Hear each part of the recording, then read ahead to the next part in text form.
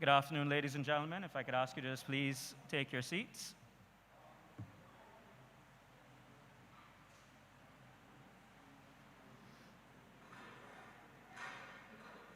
Good afternoon again, and welcome to the Dighton Griffith School. To those of you joining online through our various meeting platforms, we appreciate your attendance as well this afternoon as we conduct this third in the series of town hall meetings on vaccinations and testing. I'm Brian Rees, the chairman of the National Advisory Committee on Occupational Safety and Health, and I will be your moderator this afternoon. This afternoon's town hall meeting, which has been extended by 1 hour to 8 p.m., again provides all Barbadians with an opportunity to engage with senior members of the government from various ministries, the labor movement, and the private sector, who I will be introducing to you very shortly. Before we begin, I would ask you to please stand for the playing of the national anthem of Barbados.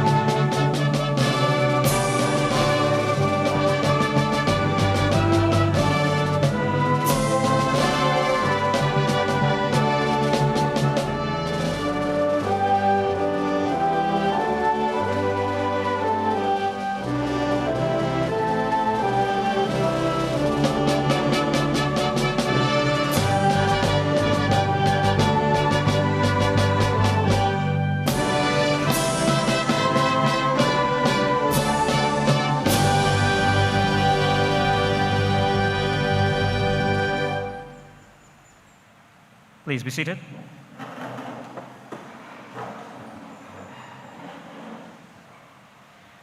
Ladies and gentlemen, as we always do at these events, we wish to start the event with a safety moment.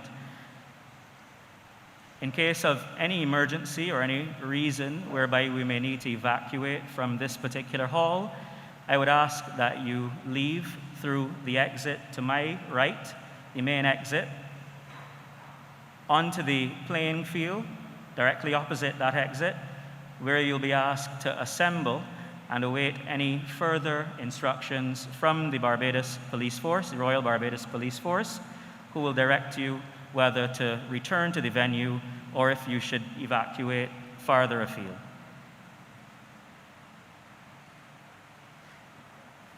As many of you are aware, the Social Partnership of Barbados met and agreed to establish these opportunities in a town hall format for a discussion on the matter of vaccinations and testing.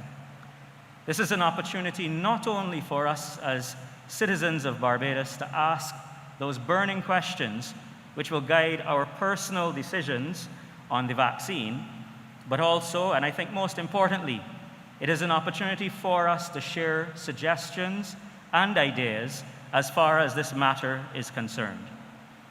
This is a multifaceted and multidisciplined matter, which the entire world is grasping with. Therefore, this evening, we've brought together various subject matter experts to share from their knowledge and personal experiences. Tonight, we are again led in this discussion by the Prime Minister of Barbados, the Honourable Santia Bradshaw, MP. We will also be facilitated by senior members of the government, the labor movement, and the private sector, who are seated on the stage and also in the audience. These persons include the Honorable Wilfred Abrams, MP, QC, Attorney General, Dr. Kenneth George, Chief Medical Officer, Dr. Dale Babb, Acting Senior Medical Officer of Health, Mrs. Sonji Beckles, Laboratory Director of the Bess dos Santos Laboratory.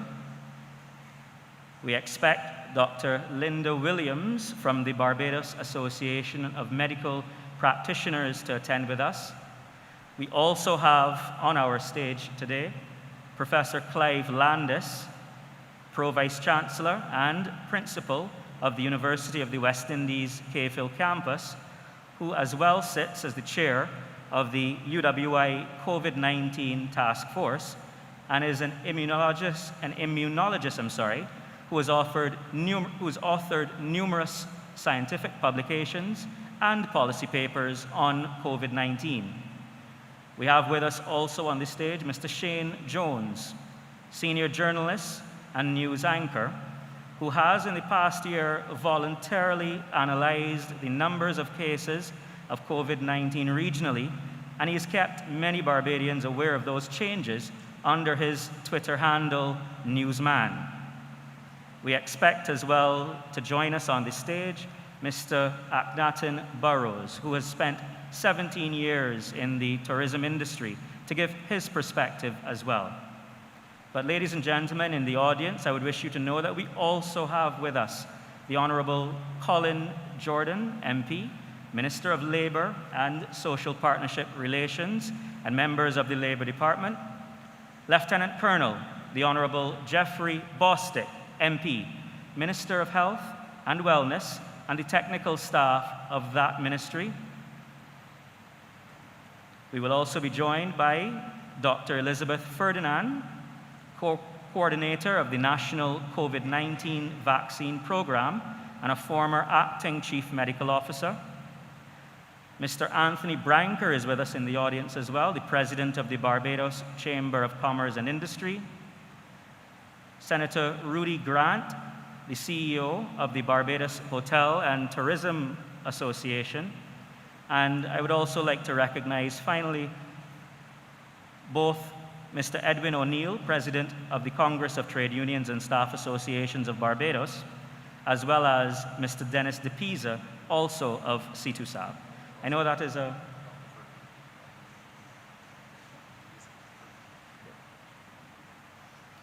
I know, ladies and gentlemen, that is a fairly long list of panelists, but we see this, as I mentioned before, an issue that has many dimensions, and you yourselves have questions that need responses that the government of Barbados is interested in giving.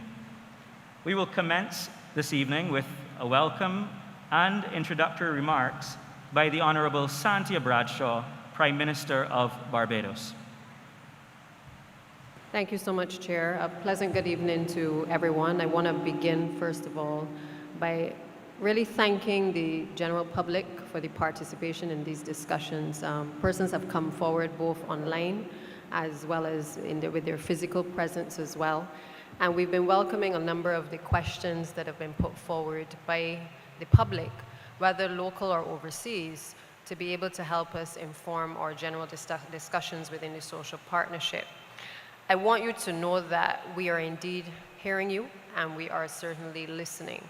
And this process must never be underestimated in terms of the value of the contributions of people across this country being able to make into the discourse on vaccinations. We have looked at common questions that many of you may have. We have also listened to the criticisms about the gaps in information. We have listened to the call for more data to be submitted. We've also listened to you as well, saying to us that we need to simplify the information that is being presented to the public in a way that people can better understand and perhaps appreciate. I assure you that the social partnership, certainly members of the committee have met since the first 2 sessions, and we have had the opportunity to talk through a number of these things and to share some of the contending views that exist out there. And I think we've gotten a sense up to this point as to what Barbadians are hinting to us. We are happy, certainly, that I think most Barbadians understand that there is no plan to impose anything against anyone's will on the people of Barbados. And as Minister Abrams indicated on the last occasion, there's no intention to hold anyone down and place the injection in their arms. But what we have a responsibility to do is to educate and certainly to share with you a lot of the different views that are out there, and certainly our position from the social partnership, all of the varying views. And I'm happy that Barbadians are hopefully coming to that understanding that that has never been the intention, but certainly, you know, there are some who may have different agendas who might put forward those positions, and we welcome all positions, but we have a responsibility certainly to put the information out there into the public domain so people have the opportunity to be able to freely choose what they wish to do. That being the case, I cannot say to you that we can have these discussions without dealing with the current trends that are taking place across the world, and certainly in the region, and perhaps even here in Barbados as well. Notwithstanding views that people may have, whether personal or otherwise, globally we are seeing a number of people contracting the virus, and the numbers are increasing. In just a matter of days, I've watched the country of New Zealand, for instance, close its borders simply because the cases are just increasing constantly. Our neighbors in Jamaica, we've seen, you know, high skyrocketing numbers of cases occurring and throughout the region, and we know that the variants are amongst us, and there's no comfort, I think, that any of us can take from that. I think even in Martinique, they actually made a call for persons to leave because they were concerned that they did not want the healthcare system to become so overwhelmed that they were not able to deal with the issues that were confronting them dealing with sick people. But what we all know is that if something is not done, that these things are going to impact us in a major way. It's going to impact our healthcare system, it's going to impact our social services, and it's going to simply impact our way of life as well. One of the things that we've noticed and that has been coming out of all of the discussions is that we are noticing that the rate of fatalities, the number of people who have been dying, has also been coming down, even though the case numbers have been increasing. And I'm no doctor, but I mean, when I look at, and I listen certainly to the experts, I'm, you know, I'm concerned, but I'm still noticing that there has to be a difference in this period that we're in with the number of deaths coming down versus when we first started at the beginning of this virus.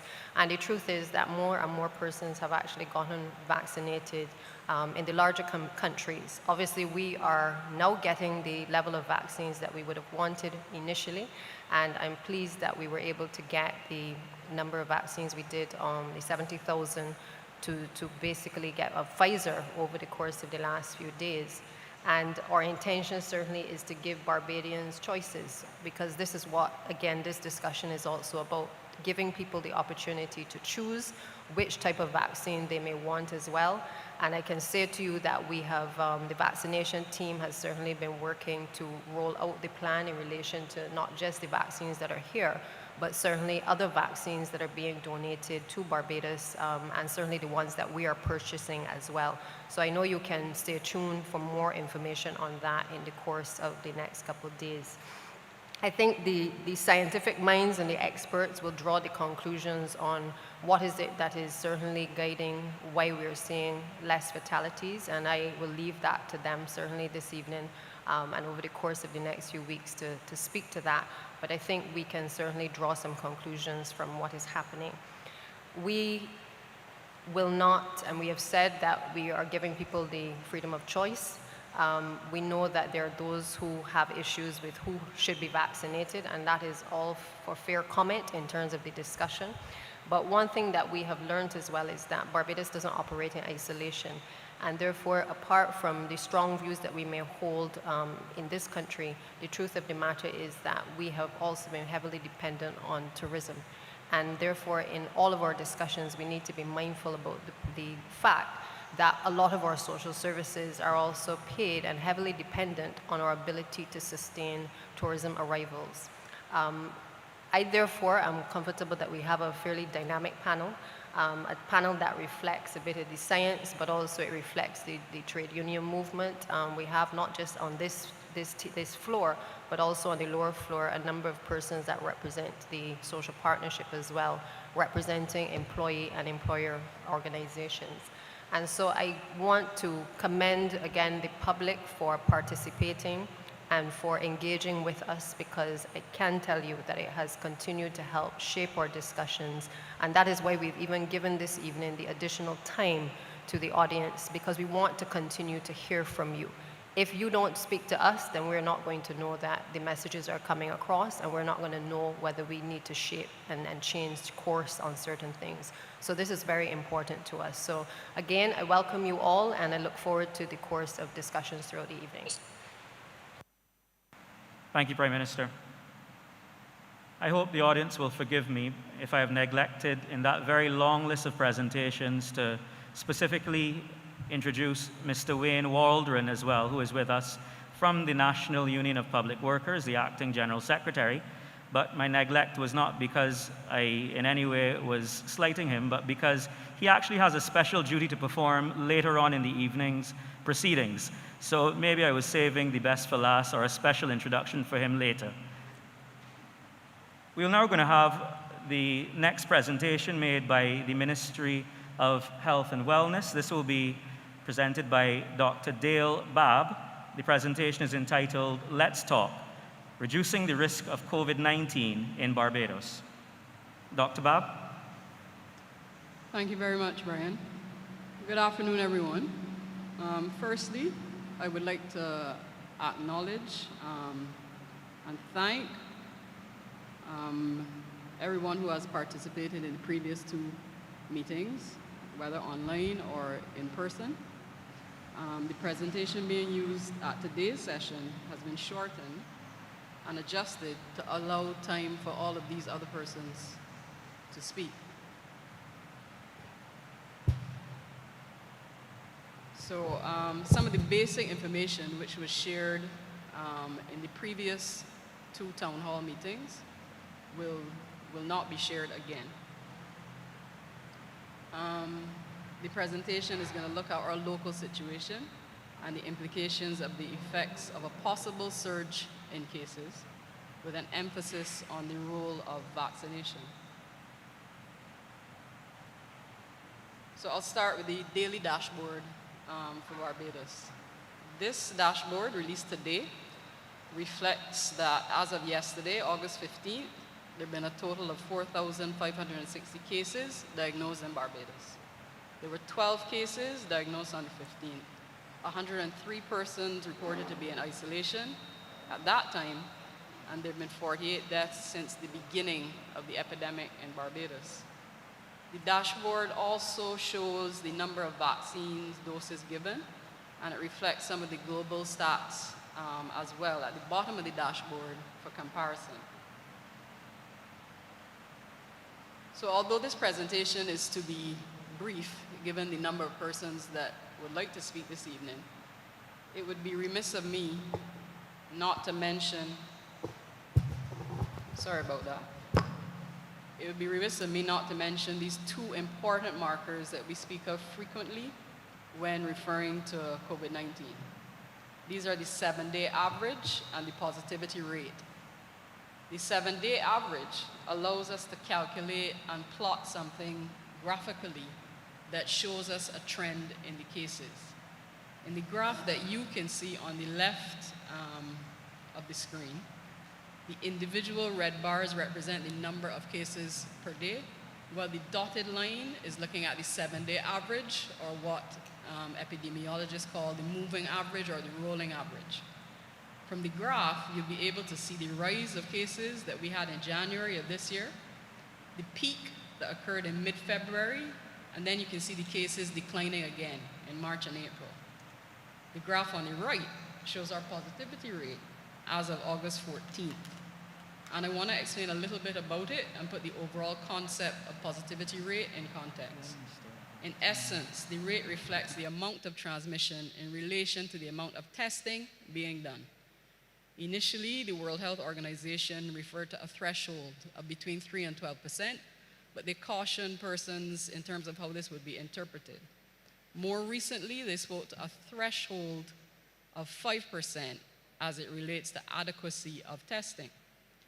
The threshold is used as a guide with respect to what measures should be implemented or relaxed, with a higher threshold rate suggesting that you need to accelerate your measures, and with a lower rate, the reverse, an easing of measures. You may be asking yourself what this means for us. What does it mean for Barbados? If you look at the positivity rate, at the peak of our highest wave thus far, which was in February of this year, the rate reached almost 12%. I don't think I need to recount for anyone what that meant in real terms at that time. We were in full lockdown with strict measures in place.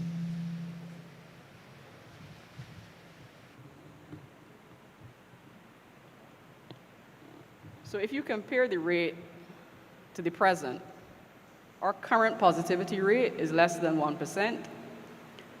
And at the current rate, we have seen an easing of measures and restrictions.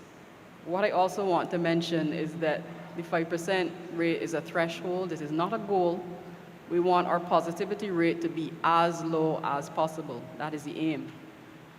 I also want to emphasize that even with our current low rate, the effort that is being put into the maintaining of that, the enforcement of the protocols, the various measures that are being employed, the testing, the contact tracing, and the follow-up is huge. It is significant.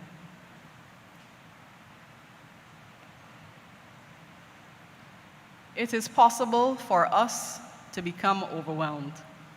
There is a thin line between maintaining and being unable to maintain. The previous graph shown reflect cases related to the alpha variant of the virus that causes COVID-19 disease. As many of you may already be aware, the Delta variant, compared with the alpha variant, is more transmissible. It causes more severe disease, and it results in a higher percentage of breakthrough infection. By breakthrough infection, we mean an infection that occurs in a vaccinated individual.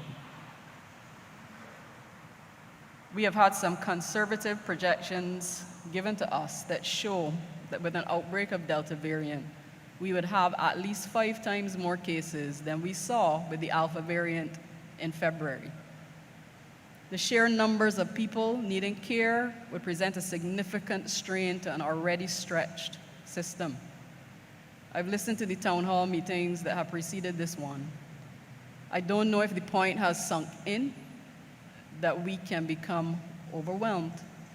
Our health system, our supporting systems, the Prime Minister mentioned our social systems, our infrastructure, our country. I would like to provide an example of what this may mean.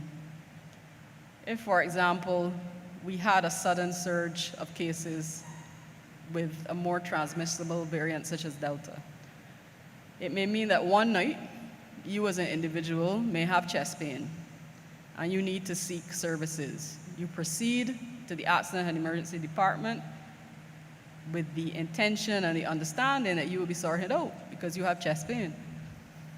When you get there, you discover that you can't be sorted because the department is overwhelmed.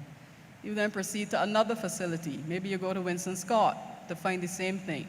Maybe you then proceed to a private facility and find the same thing. The system may not be able to accommodate you if it is overwhelmed. This is what we mean when we keep saying that our system has the potential to be overwhelmed. We don't want to reach a point where tough medical choices need to be made on an individual or a community level. And we are hoping in these meetings to be able to convey the real possibilities that could occur. COVID-19 disease has the potential to affect everyone in this country, regardless of their race, their age, their gender. Once we fully understand the threat, we can see why we would want everyone to be aware of all preventative measures that we have at our disposal. Everyone is at risk of exposure, and could have negative outcomes if they become infected. Those who are at most risk, and these have been mentioned before, are those who have frequent close interaction with sick persons, persons traveling from places with high levels of cases. There are also specific risk factors which may be associated with poor outcomes if someone is infected. These include obesity or having a high BMI, uncontrolled chronic diabetes or hypertension, male gender, and being elderly. Some studies have shown that COVID-19 may be associated with elevated blood pressure in pregnancy, preterm birth, and other adverse pregnancy outcomes. That's the reason why there's a star next to pregnancy, because the evidence, the body of evidence available with respect to that is not as large as existing for the other risk factors that we have described. How can we stay safe? The mantra of wash your hands, watch your distance, and wear your mask has been repeated over and over and over. I will say it again. Wash your hands, watch your distance, and wear your mask. With the exception of measures related to the restriction of movement, prior to early February, before the arrival of the vaccines, this was all we could do. Since February, we also have another layer of protection against COVID-19. This graph is showing a multi-pronged approach to protecting ourselves and others from contracting the virus that causes COVID. It's likened to stacking slices of Swiss cheese on top of each other as a barrier. Each layer on its own has holes, but as the graphic clearly demonstrates, the more layers you have or use, the more likely you are to be successful at preventing the spread of infection. So let's talk a bit about vaccines and the vaccines available for COVID-19 currently. This slide gives examples of the various types of vaccines that exist and the type of immune response that may result from the specific vaccine given. The purpose of taking a vaccine in the first place, any vaccine, is to allow your body to mount an immune response to the pathogen that is being introduced, to give your immune system a heads up, so to speak. The benefit of this is that an immune response is mounted. There are several different types of vaccines. Each type is designed to teach your immune system how to fight off germs and the serious diseases that they cause. The MMR vaccine, for example, is a live attenuated vaccine. It means that the pathogen or the disease organism used is alive, but it has been weakened in a lab prior to being administered. A strong immune response is mounted with that type of vaccine. Hepatitis A, for example, is an example of an inactivated vaccine type. In this case, the pathogen has been killed. A moderate immune response is mounted, and several doses may be required to gain a certain level of immunity. The Sinopharm vaccine, or COVID-19 BIBP, also falls into this category of vaccine. I'll move straight on to the type of vaccine that the COVID-19 vaccines are. The majority of vaccines used against COVID-19 are what are called next-generation vaccines. They're either mRNA vaccines or viral vector vaccines. Now, when it comes to the immune response mounted, you will note that the slide refers to an ongoing evaluation of the immune response. Yes, the effectiveness and the response mounted is still being looked at.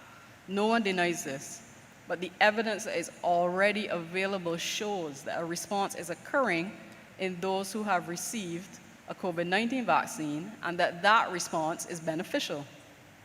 There's an important point that needs to be made here as well, though. The SARS-CoV-2 virus, although we are almost now 2 years into the pandemic, it is a novel virus. It is still a new virus.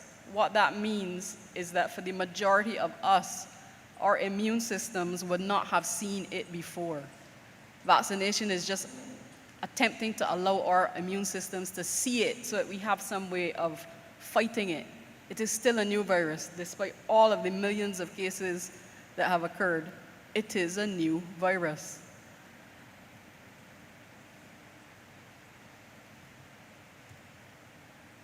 Some of the benefits that have been documented with respect to the administration of these vaccines include the fact that there's a reduced infection, there's reduced infectivity, there's reduced transmission, there's reduced severity of disease.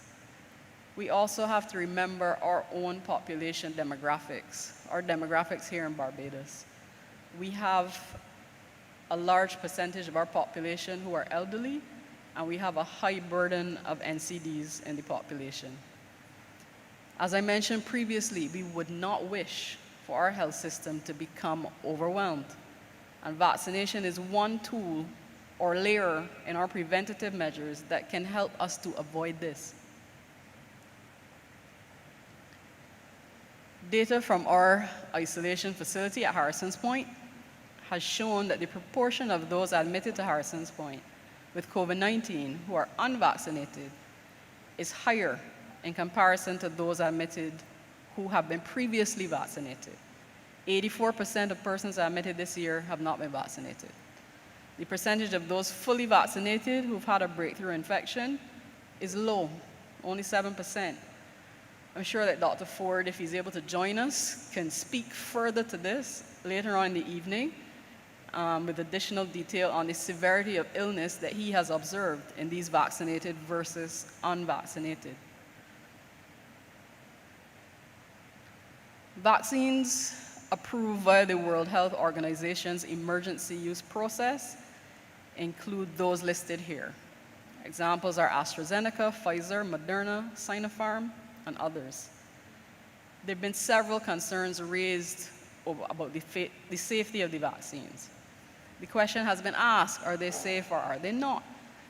As with any medical product, the use of the product must be looked at in terms of benefit versus risk. What is the purpose of taking the medicine or using the product, in this case a vaccine, versus what you are trying to treat or trying to prevent? I'll give an example. COVID-19 disease is associated with an increased risk of developing blood clots. It's been shown that COVID-19 vaccines can also cause blood clots.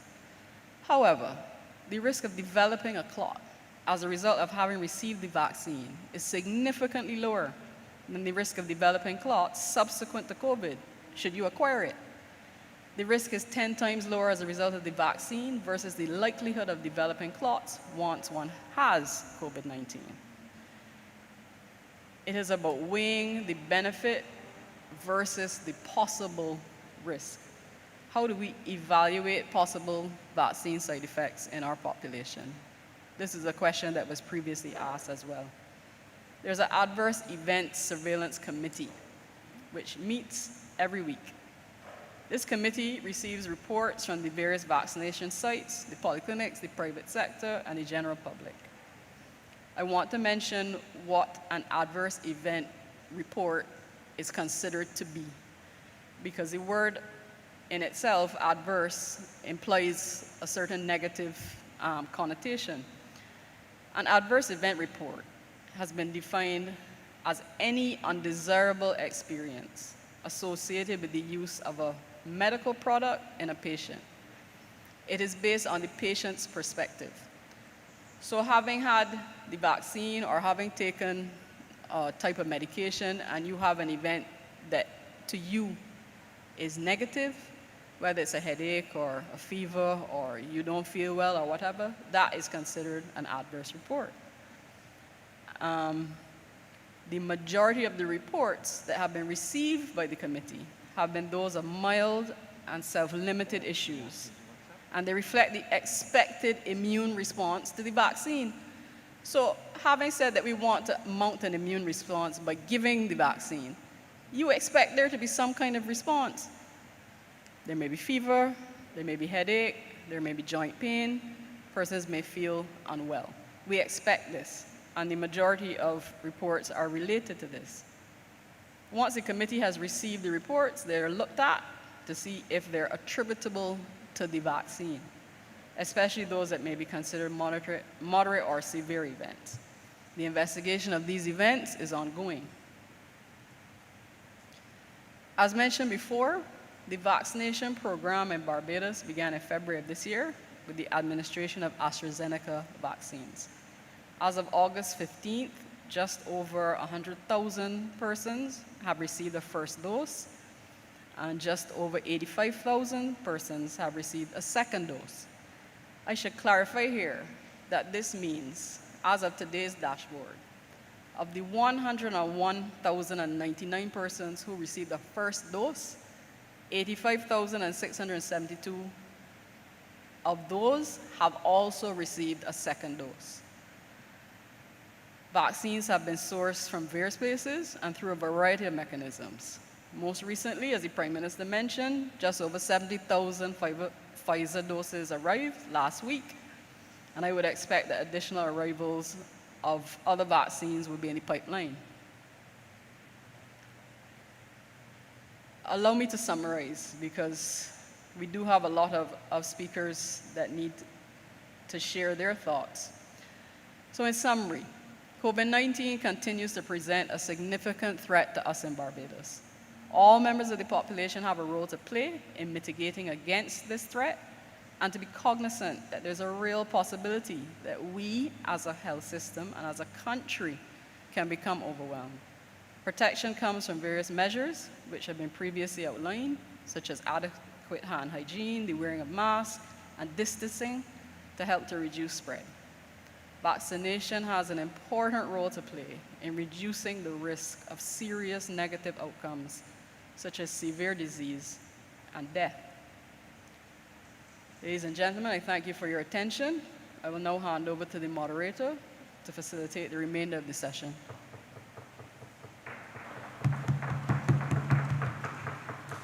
Thank you, Dr. Bab, for that very comprehensive presentation from the public health perspective.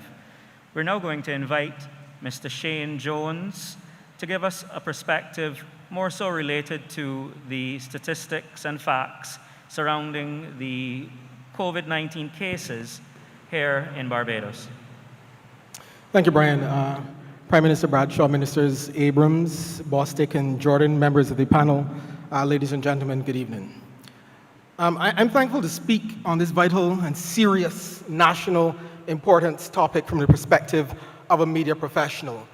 In our line of work, when something like this happens, it's wide-reaching and it has an impact at the national, regional, and international levels, there is so much information that we have to deal with on a daily basis and have been dealing with on a daily basis. I see some of my colleagues like Rachel here, for the last year and a half, we've just been saturated and immersed in these COVID-19 stories. So we follow all the relevant authorities, both here and abroad, to see if the narratives match up. When new variants come out and there is new information on the virus, we cross-check with agencies like the CDC to see what their response is and weigh it against what our own health authorities are doing, so we can be as informed as possible to ask the right questions and hopefully get the right answers. However, it's not only what the authorities put out that we follow. It's all of the sectors that are affected. It's the theories, conspiracy or alternative, whatever you want to call them. But as journalists, it is our duty to examine all angles and do our best to fact check. And it's because we sift through all this information, all these theories that come out on Facebook and social media and all these social media platforms, that all of us understand that the fear and the hesitancy that many of us have is real. Now, this is not to say that all the information out there is real. In fact, what we have found is that a lot of these theories are a lot of the times made up or take a little piece of the truth and twist it, and then the conclusions and the findings are totally false. But what I'm saying is that it has a very real impact on some people. Here's the thing. If many of us are honest about it, we would admit that there's some level of fear with taking a vaccine, any vaccine. When I got my first dose, I was a bit skeptical, I won't lie, but I felt like if that was a normal human emotion. So when someone isn't totally comfortable, they tend to cling to anything that tells them don't get the vaccine, regardless of if they think the information is shaky, right? So it's something that we've all experienced at some part in our lives. If we don't want to do something and someone says, don't do this because X, Y, or Z, we hold on to that person that says that because we don't want to do it. So we find any information that kind of meshes with what we want to do and hold on to that. But we also have to be very careful with how we respond to everybody's fears. We cannot make people feel like they're doing something wrong for having a normal emotion. So going out as a journalist and speaking to people has taught me that not everyone who is hesitant about taking the vaccine is an anti-vaxxer, and that's important to note that, and we must not paint everyone with the same brush. Our greatest weapon, or maybe not a weapon, our greatest asset in this fight, in any community's fight against COVID-19, is knowledge. And when I say knowledge, I mean the facts. And I want to be clear right now, I have no vaccine agenda. I respect people's choice. What I'm going to do is share what we know to be the facts from independent media research. So when you make your personal choice, whatever it is, you know what is fact from what is fake. As a media professional, I believe in everyone having a voice and having the right to be heard. However, COVID-19 has presented us with some global ramifications that present a very different situation. It's so dire that in this specific instance, I hold being truthful over being neutral. So here are the facts. The officials have always told us that the vaccine will not definitely stop us from getting COVID-19, but will prevent us from getting very ill and also even from dying. So what we have done is not just take their word for it, but follow the story to see where the facts suggest and where they lead. Barbados unfortunately recorded 48 COVID-19 deaths in total to date. Our first death came in April last year. It was an 81-year-old man who had underlying conditions who had recently traveled to the UK. Now, Barbados started administering vaccines from around mid-February of this year. In the 9 months between our first death and when we started administering the vaccines, we recorded a total of 36 deaths from COVID-19. Now, in the 6 or 7 months since the vaccination campaign started, we have had 12 deaths. Now, that is just a third of the number before the vaccinations began. Now, whatever your view is on the vaccines, those are the factual figures, and they back up the information that the health officials have been saying that the vaccines will stop people from getting very ill and dying. So before we had the vaccines, we recorded 36 deaths. After we had the vaccines, we recorded 12 deaths. And if we look at those numbers even more closely, 6 of those 12 deaths in that period after the vaccine started came in March, which is just after the vaccine rollout. So chances are that most of those casualties might have been infected before the campaign started in mid-February. So you can cut that number by half again. Remember, I was saying that we try to weigh what's happening here with the international information. So the CDC in America is reporting that the over 163 million fully vaccinated people in the US have protection against all known variants, and their jobs are preventing them from severe illness, hospitalization, and death. So that was another fact that checked out and is being mirrored here. In terms of our own cases, if we go back to December 1st last year, we stood at a total of 278 confirmed COVID-19 cases. By March 1st of this year, 3 months later, we moved to 3,155 cases. That's 2,837 cases in that period, and this is before the vaccine started.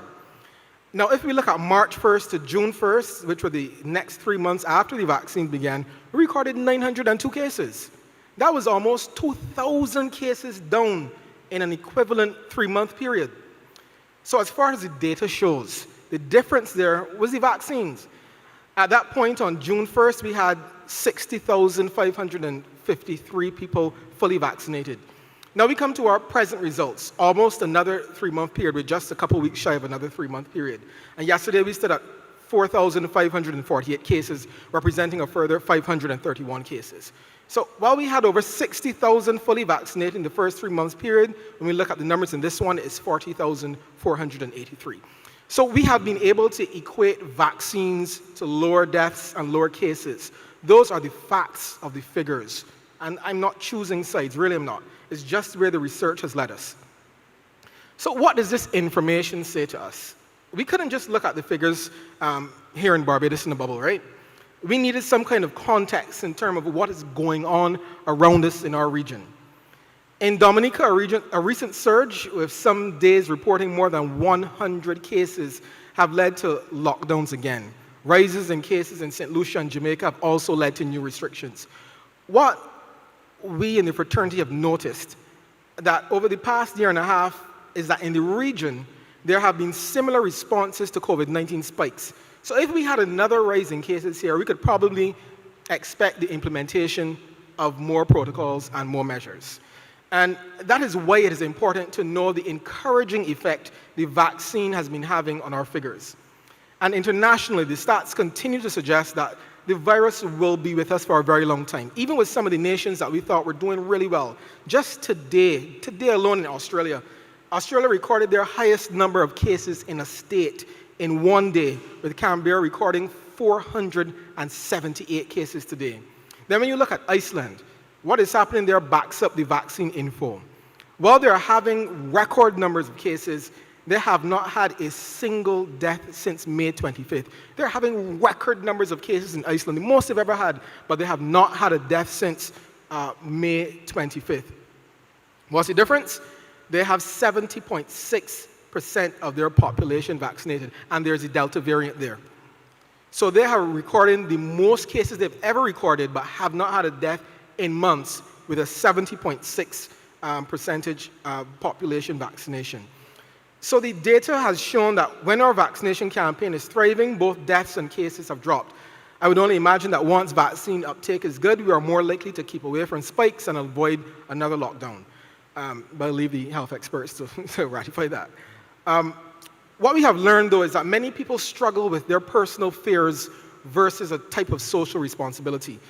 So we have a choice about if to take the vaccine or not. That is our choice.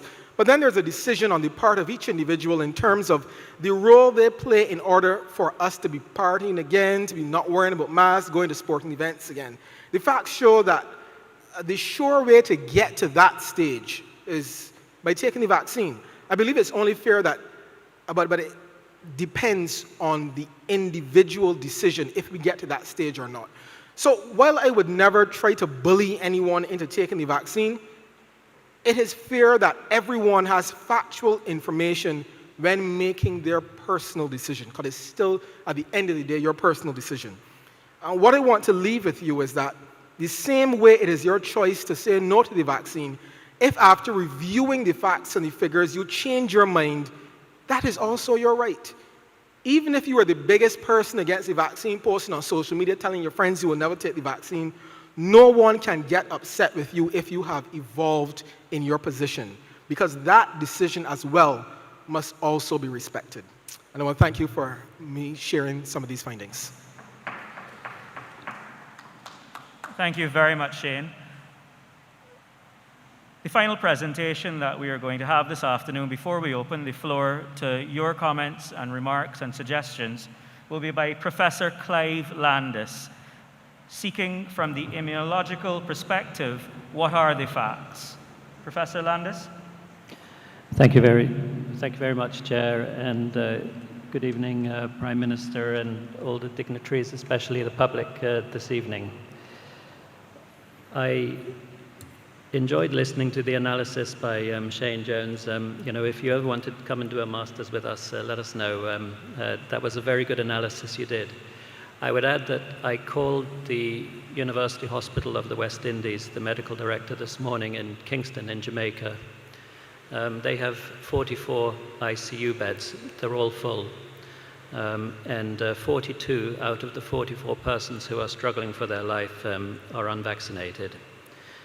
What I want to speak to you about this evening is to try to explain two questions which I hear a lot of from persons who I think have legitimate concerns, and I agree that we must not paint everyone who has concerns as a conspiracy theorist or an anti-vaxxer. The two questions I often hear are, how do these new vaccines work? They're very new. And secondly, how were they developed so quickly? So, well, vaccines have been around for a long time. By pure coincidence, the outbreak in 2020 was the 1,000th year anniversary of vaccination. It was first developed and described by a Buddhist nun in China. And the theory behind vaccination has always been the same. You take a harmless agent that mimics the harmful disease agent, and it stimulates your immune response and protects you against the real thing. In the case of the nun 1,000 years ago, they would take an old smallpox, one that has kind of dried out and the particles are no longer infectious, and they blew them into the nostril of a healthy person, and those persons would be protected. Now, it wasn't without risk 1,000 years ago. 1% of persons thus treated actually died. But that was considered to be a good deal because the risk of actually dying from smallpox is 33%, and 100% of people would be completely disfigured. So it's always been about this risk and benefit. And you have heard, how tremendously slanted in favor of benefit it is. And we're all used to vaccinations because we've all had them as children. But it's different when we're adults and we're making a conscious choice. So let me address those two questions. What are these new vaccines and how were they developed so quickly? So all the first vaccines that came through the door, Pfizer, AstraZeneca, and Moderna, are so-called new vaccines. AstraZeneca, it wasn't actually quite as new as you might think. The coronavirus, in recent memory, has jumped 3 times from animals into humans. Once was SARS, 2003 in China. The second was in 2012, called MERS, Middle East Respiratory Syndrome. Now that came from camels into humans. And the team in Oxford, they developed a vaccine against MERS. And they actually published that a few months before this new coronavirus jumped from, we think, bats into humans. So they already had a full vaccine developed against MERS, which is a relative of this new coronavirus. And so all they had to do was slot out and replace the spike glycoprotein from MERS with the spike glycoprotein from SARS-CoV-2. Within 2 weeks, they had put their candidate vaccine into animals and begun the whole process of trials. And if anything, the mRNA vaccines are even simpler. They simply encode the protein, which encodes the spike glycoprotein. That company, BioNTech, in Germany, they had their candidate vaccine in animals in 2 days. It's just so much easier to make a vaccine using these modern techniques. And I would say and remind you, inherently they're safer because there is no replicating virus. There is no virus, dead or alive. There's only a little part, a protein, and so inherently they're very safe. So how were they then developed so quickly in terms of the safety trials? We often hear vaccines, they take 3 years, 5 years, 10 years, whatever. Well, first of all, you have to consider that the regulators, when they're regulating medicines, and vaccines fall under the medicine regulatory agencies, there's a long line of medicines waiting to be approved. There's heart medications, there's liver medications, there might be hair regrowth medications, who knows? There could be 50 medications waiting ahead of you. And if you have a new vaccine, you just get in line. But not this time. When the pandemic was declared by the World Health Organization, every regulatory agency said, we're going to give this one priority. As soon as the clinical trials are finished, we will then evaluate whether they can be approved. And then, of course, it's just the money. When you make a vaccine, you have to really have a market. So if you look at Ebola hit Central Africa in 2014. This was the worst Ebola outbreak ever. It infected 400,000 people. For a pharmaceutical company that has to spend about $1 billion to go through the safety trials, they're like, well, it's not worth it. These outbreaks of Ebola are typically 1,000 people, maybe several hundred people. There's nothing in it for us, they said. And universities had already made a full Ebola vaccine. It was just sitting there on a shelf. And then the Vaccine Alliance, the Global Vaccine Alliance, came in and said, fine, we will pay for it to go through the clinical trials. And so the Global Vaccine Alliance paid for it. And within a year, you had a fully effective Ebola vaccine. And last year, probably no one even noticed that Congo had another outbreak of Ebola. They just ring-fenced the whole area with vaccinations, and it got snuffed out. And so when you have that kind of resources that were poured in, that is how you can accelerate vaccine development very quickly. But it's very important to stress that all the phases of the safety trials were all gone through by all the vaccines that Dale Babb spoke about, which have been approved by the World Health Organization. So the animal studies first to show that there's any kind of efficacy. Phase 1 is usually just in a handful of people to look for very, very severe adverse reactions. Phase 2, maybe a few dozen people. You might be looking at some dose regimes. Again, you're looking at safety. And then phase 3, tens of thousands of people, typically spread over many countries, different places and races, so that you can be sure that it works in everyone. All of those vaccines that have been approved went through all of the normal trials, so there are no corners cut. And the Pfizer vaccine, which we now have, and I'm very pleased we have it, in the country, you remember, that was the first one to be approved. It was approved first in the UK, but I liked what they did in the US. The FDA's hearings on the Pfizer vaccine were public, so the public could see every piece of data from the phase 3 clinical trials. And that kind of transparency, I think, has helped imbue these vaccines, with general acceptability. And I'm hoping that I would have addressed maybe some legitimate concerns about the type of vaccines that we have, these new ones, and how quickly they were developed in the minds of people listening today. Thank you.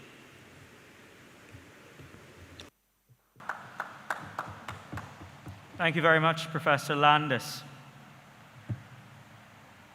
Ladies and gentlemen, we've now come to the point where we ask you for your contributions. The government of Barbados continues to seek the most appropriate way forward to balance the overall health of the nation, the individual rights of its citizens, and ensuring that the country remains economically viable. No assumptions are being made about the level of interest or disinterest the general public has towards the vaccination, and by extension, no decisions will be made until we hear from you. In the previous sessions, I must say to you, due to time constraints, we have been unable to accommodate as many of our online viewers and questions as we would have wished. To be considerate to all participants in all the fora, this evening, the format by which we will be taking your statements or questions will be a series of questions from our online audience, followed by remarks from the face-to-face audience, and continuing in that manner.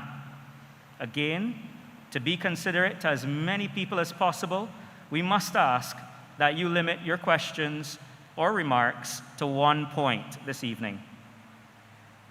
For the protection and safety of all persons within the auditorium, we ask that only 2 persons stand to make their contributions at any time, and after those contributions are made, the microphones will be sanitized. It is only at the point when you're at the microphone that we would allow you or ask you to remove your mask. Other than that, we ask, as you have done to this point, that you remain masked. Kindly accommodate us as well by stating your full name before you commence your questions so that we can, of course, make contact with you if there is any further information that we need to give you following out the presentations this afternoon. Therefore, ladies and gentlemen, both here in the audience and online, the question being posed tonight again this evening is, to all persons here, what are your thoughts on getting the COVID-19 vaccination today and the approach to testing for the COVID-19 virus? The floor is open, and we'll begin with our online audience. I would ask Ms. Suzanne Bell, who is in the Zoom at this point in time. Suzanne Bell, if she would join with us.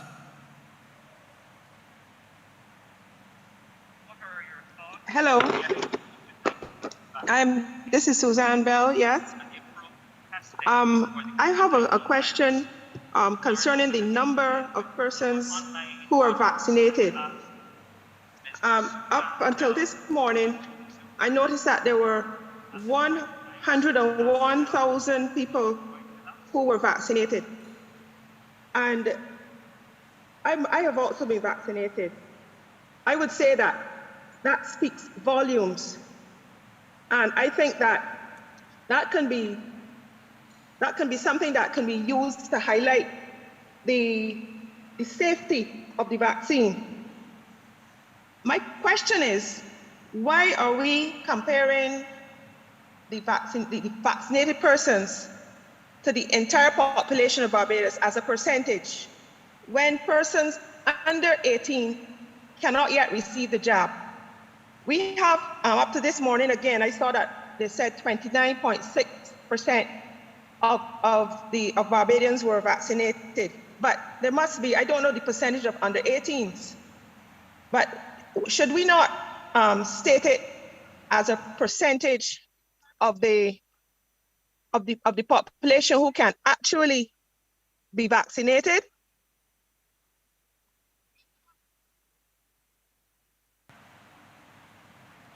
Dr. George, are you able to take this question? Good afternoon, everyone. Because everyone in your population is vulnerable, the denominator is the entire population. So every person, both persons below the age of 18 and above the age of 18, are vulnerable to COVID. And therefore, when we speak of the number of persons vaccinated as 29%, that is for the entire population of Barbados. And that is why we are so happy that with Pfizer, it offers us a new avenue for vaccinating children, because we know that children can get COVID and children can sometimes have poor outcomes. So that's the way how we do the calculation based on the entire population. And you must have heard of the term herd immunity. And the whole issue of herd immunity speaks to your entire population. So we don't leave out persons within the population. We look forward to the day when vaccines will be available to all segments of the population.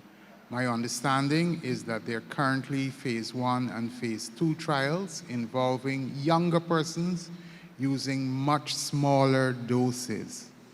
So this gives, again, us the opportunity to make sure that every individual has the possibility of having a vaccine in Barbados. Thank you. Thank you, Dr. George. I would now ask Merlene Nurse, again from the Zoom platform. Merlene Nurse, would you join us, please?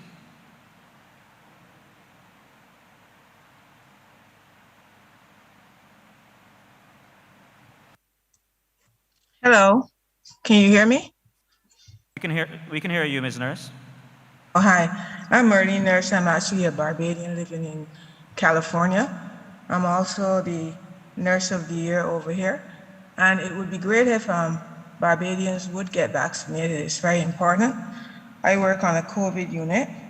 I'm in charge of the COVID unit in Washington Hospital.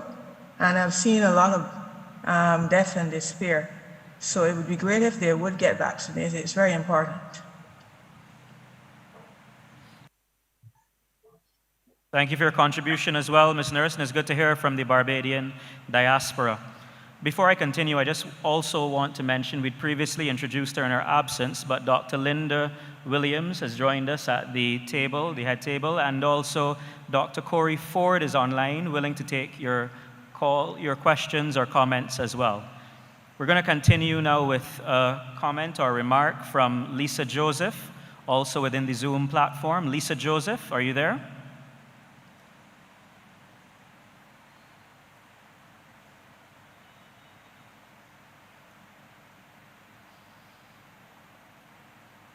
I believe if Ms. Joseph is not there, then I'm going to go ahead and ask a question that has been posed to us on the Barbados Government Information Services Facebook page. In light of the donations of vaccines, how much was spent from the vaccine funds to make the purchases?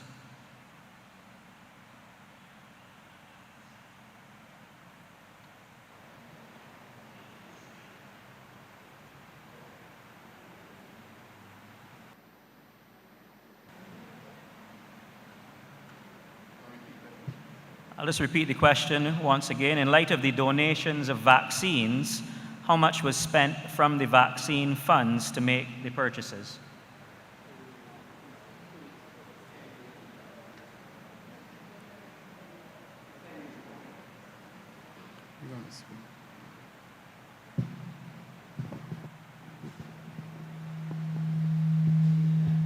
Is that about 2 weeks ago, the figure was about $10 million that have been spent on vaccines up to 2 weeks ago.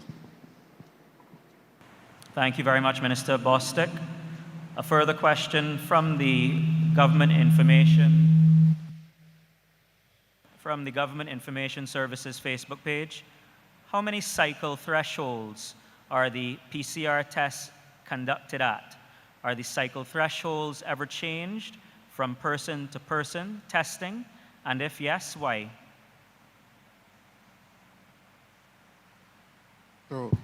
So I would ask Dr. Beckles. That seems to be a laboratory question. I don't know if you can help. Good evening, everyone. In terms of the PCR testing process, the actual test cycle threshold in terms of the amount of cycles that are done per test is 40. So that happens on every single time we run a test, we go up to 40. However, in terms of a positive test, anything above 36 is considered negative. So our cutoff mark in terms of determining someone to be positive means that they must have come up at the threshold of 36 or less, but the actual cycles of the machine go all the way up to 40 cycles. Thank you very much, Mrs. Beckles. I have a question here to Dr. Williams. Dr. Williams, a question from Brandon on the Prime Minister's YouTube. Dr. Williams, there has been a lot of focus on the internet about the numbers of persons who catch COVID, are either asymptomatic or have a mild disease. Can you weigh in on this? Certainly, and thank you for your question, Brendan. One of the things that I've been noticing recently is the amount of people who are saying that COVID is very similar to the flu or that it's a very mild illness. And what I want to point out is why COVID is very different. One of the things about COVID is that although there can be people who are asymptomatic, and at first we did not know how much role the asymptomatic person played in the spread of the disease, there are quite a number of people who become hospitalized or who can become very sick. So for example, with COVID, it's around 5 to 7% of people who will become very ill. With the common flu, that would be like around 1 to 2 or 1 to 3%, or just around 1% in a normal flu cycle year. Now, if you look at Barbados population, just for example, we say Barbados population is 300,000 people, okay? If we had around 5 to 7% of people who were very ill from an illness, that is 5% would be 1,500, 7% would be 2,100. People who need hospitalization, critical care, who are putting the additional burden into our health system, which is already burdened with the non-communicable diseases, the heart attacks, the strokes, and so on that we have every day. If we put that many people in at any one given time, what you have is an overwhelming of the health system to take care of these people. So although people can be asymptomatic and people can get over COVID, there are lots of people who can become very ill from COVID and who also can die as a result. And that is a greater percentage than we would normally see in a respiratory illness. The other thing is that people also get long COVID, so there's also morbidity from COVID. So what they found very early is that asymptomatic people can then go on to develop what we call these long COVID symptoms, where they are chronically fatigued, not able to work, they may experience palpitations, shortness of breath for considerable periods of time after the initial infection. And even people who were mild and who were asymptomatic could go on to develop these long COVID symptoms. What we know now with the Delta variant is that you do not have to have a comorbidity to be one of those people who are in the 5 to 7%. Why it should choose John and not Mary, sometimes it may be that they may have different makeups, come from different backgrounds, different exposures and so on and so forth. But we don't know all the reasons why one person can become extremely ill and not another. So given that this is not like other respiratory viruses, that the number of people who can become very sick and require critical care is much higher, why should we then take a chance and say, well, I know that I'm going to end up among the asymptomatic. I know that I'm going to end up with a mild disease. You don't know that because none of us have encountered this before in our immune systems, and none of us know whether we're going to go on to be one of the people with long COVID symptoms. Thanks as well, Dr. Williams. We have two questions here that I believe are very similar, and I'm going to pose them to the panel together. The first is from Joshua on the PMO YouTube channel, and that is there a new priority list for persons to receive vaccines? Earlier, we were told about the senior citizens being given priority. And the second question, which comes from Kay Blades, asks, I hope the Pfizer will be prioritized for those too young for the other vaccinations. Will teenagers be able to get the Pfizer vaccines that have come in?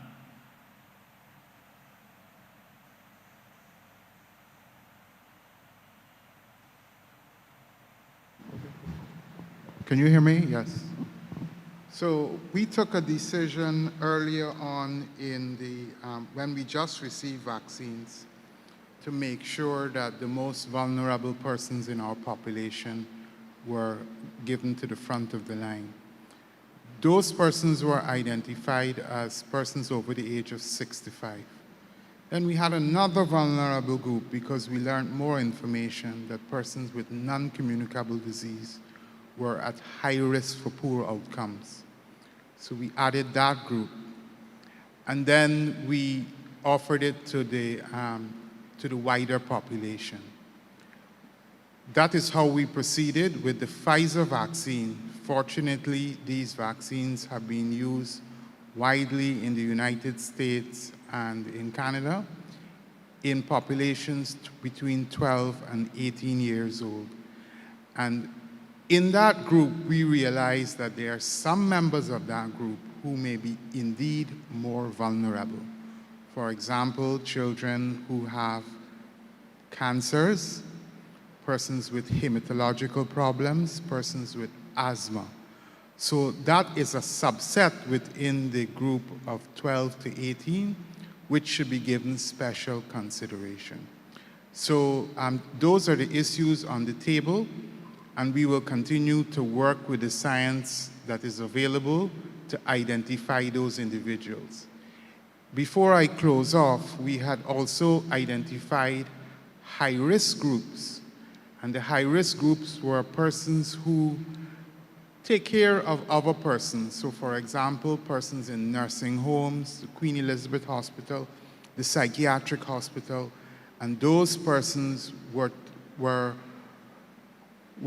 we indicated that those individuals, because of their job description and what they do, that they are likely to transmit or likely to be infected with COVID. And what we did was we offered early o'clock. We indicated to the public that we were encouraging healthcare professionals.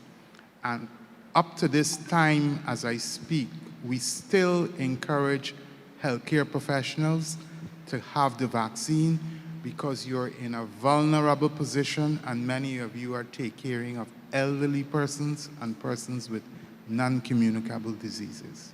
Thank you. Dr. George, before we transition to the face-to-face audience, just as a follow-up, could you share with us what are some of the complications, the long-term effects of the COVID-19 virus on young people specifically? So I don't know if Corey is on the call. I think he is on the call, and I would ask Corey to speak because he's Dr. the clinical expert.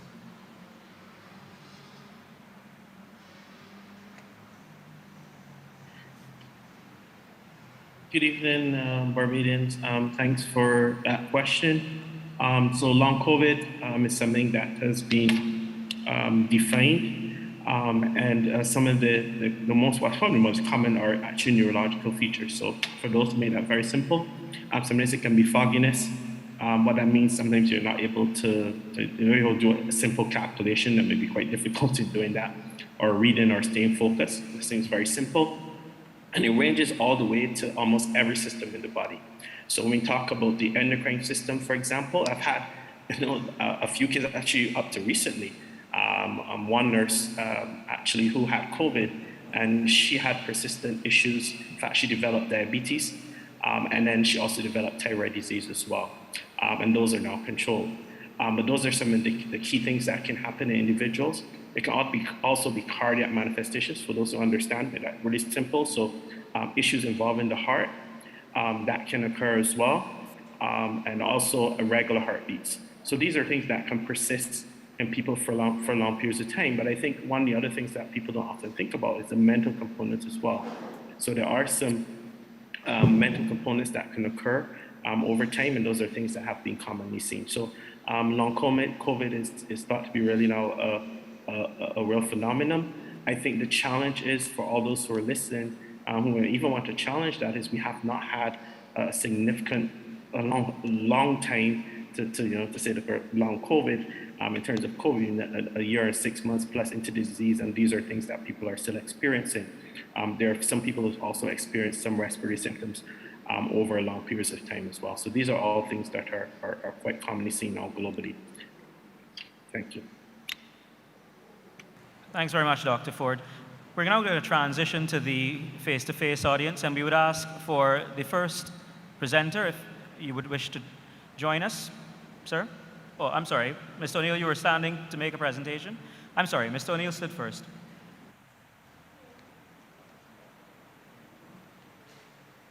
Madam Prime Minister and members of the head table, fellow Barbadians, good evening. I am Edwin O'Neill, the president of the Congress of Trade Unions and Staff Associations. Mr. Chairman, I thank you for the opportunity to make a few remarks.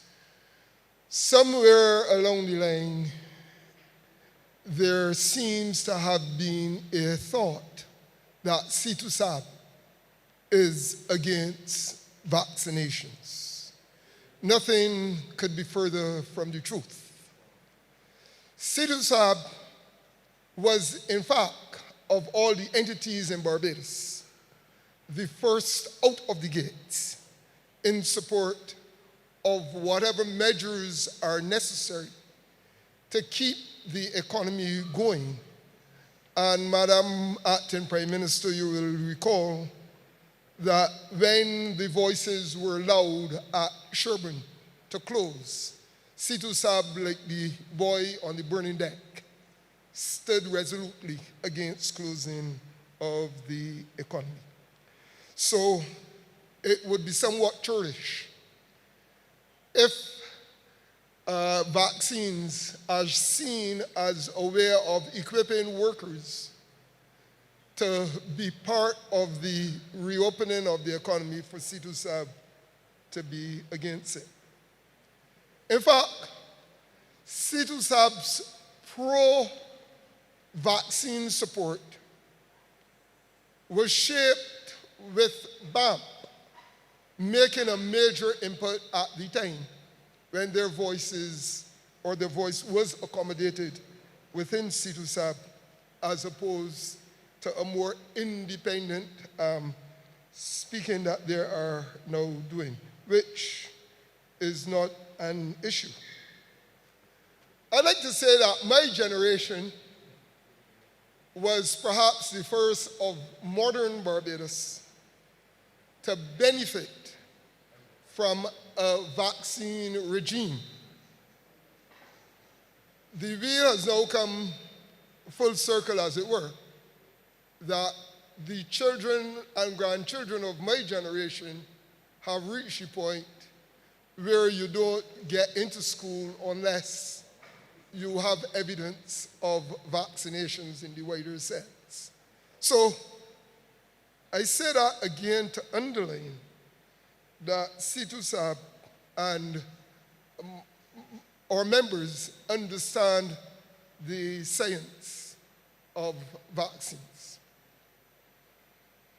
I think it was a major misstep when entering into the dialogue, the national dialogue, was about force or coercion to get vaccines.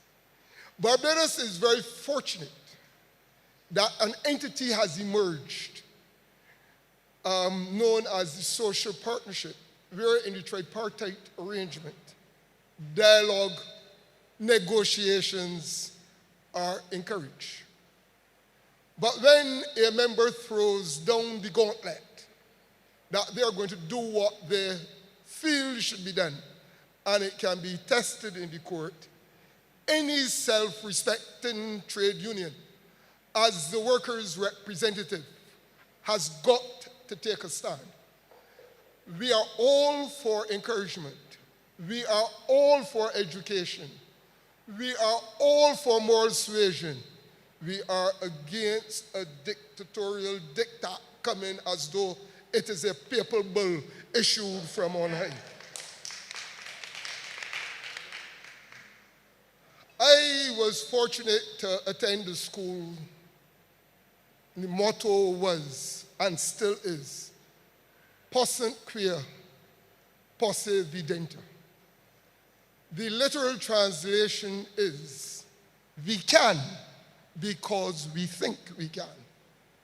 It is that ethos that produced Barbados' first Olympic medalist. It is that ethos that produced the first schoolboy team to win the BFA Cup. It is that ethos that produced a schoolboy that took on the might of the Barbados attack and up until a few years ago would have been the highest single scorer in the BCA cricket. Why do I make mention of that? It is an ethos which I am sure the Lord's School would want to share with the wider Barbadian population, that we can beat this thing because we think we can. We will not beat it if there is a them and us. We will not beat it if there is a dictatorial attitude. The Prime Minister is fond of saying we are all in this together. And C2SAB does not see itself as being excluded from the fight to beat COVID and to put Barbados back on a path to prosperity. So just in case there is any misapprehension or mistake about our message, the labor movement is in support of the science and what the science of vaccines say and portend for the future. The labor movement is against bullyism. And thankfully, common sense seems to have prevailed. And this and other for now allow us an opportunity to have the kind of engagement that should have come from the start.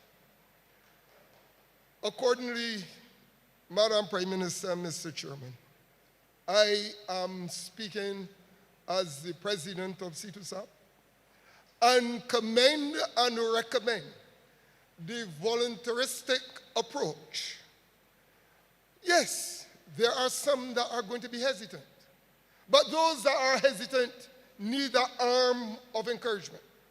Those that are hesitant need an opportunity to see the benefits to those who have been bold enough to be upfront and to take the vaccine. We cannot and will not ever give in as long as there is a modern Barbados to a massacre and a whipping and to get grown, proud Barbadians to capitulate, to give in to what the bullyism thing is all about. I'm much obliged and I thank you. Thank you, Mr. O'Neill, as usual, for your erudite remarks. We know we can, and we think we can, and we will surpass this issue. I don't know if there are any remarks to be made from the platform. Otherwise, we will move on to our next presenter this afternoon, the gentleman in the blue and gray shirt, striped shirt. Yes, good evening. My name is Emil Trotman. I won't take as long as he did. I hope I could have. Could you come a little closer to the microphone? We're not hearing you very clearly. Yes, good evening. My name is Emil Trotman. Thank you. I won't take as long as he did. I just have a few concerns. Remember, we have to limit you to only 1 point this afternoon as we're trying to get as many people to participate. He had a long time, you know that. Good. Since the long-term side effects of the vaccine are known, I heard Dr. George say that last week. I also heard Dr. Williams say it last week.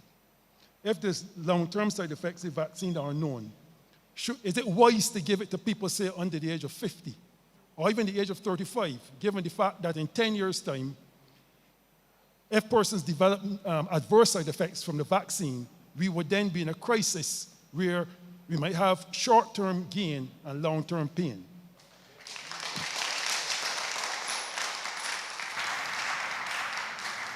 I just also wish to say that from my understanding of it, for what I see is happening in Israel and so on, persons are getting boosters after being fully vaccinated.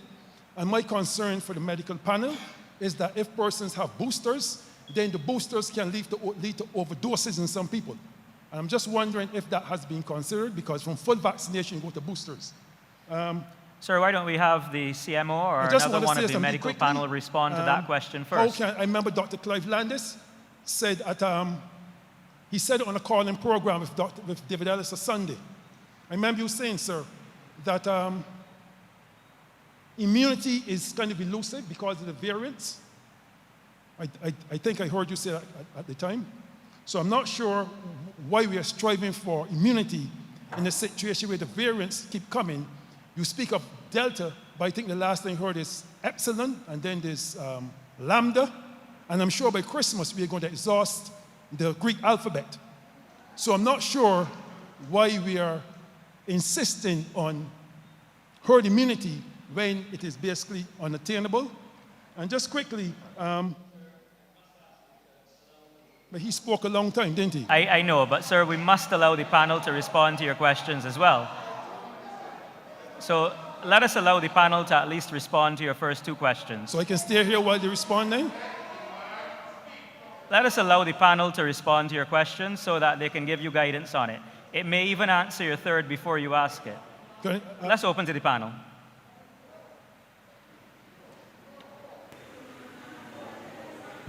So I will ask Professor Landis to start with your last question, which was on immunity. Yes, thank you for that question. So herd immunity is viewed by many people as a sort of binary thing. You achieve it or you don't achieve it. That's not the right way to look at it. It's a linear gradient effect. The closer you get to it, the more effective your vaccine response will be. If you happen to hit herd immunity completely, the entire virus will be eliminated from the population. If you get close to it, like you have done in the UK, with the latest variant as well, right in the midst of the biggest outbreak, all the restrictions have been removed. I bet you many people here were watching those Premier League matches, all restrictions removed. And the fact is, because they got close to the herd immunity threshold, that link between cases and deaths has been comprehensively broken.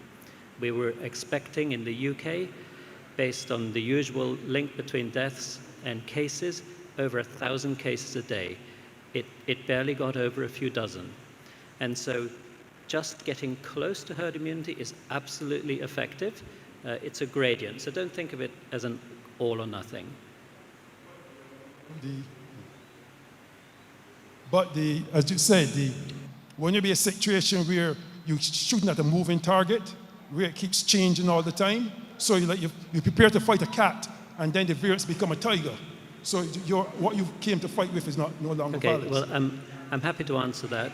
So currently we've had 4 variants of concern, and the only variant that showed any kind of ability to evade the vaccines was the beta variant from South Africa. What about Delta? No, the beta variant from South Africa. And as a matter of fact, in South Africa, the beta variant has been completely outcompeted by the Delta variant.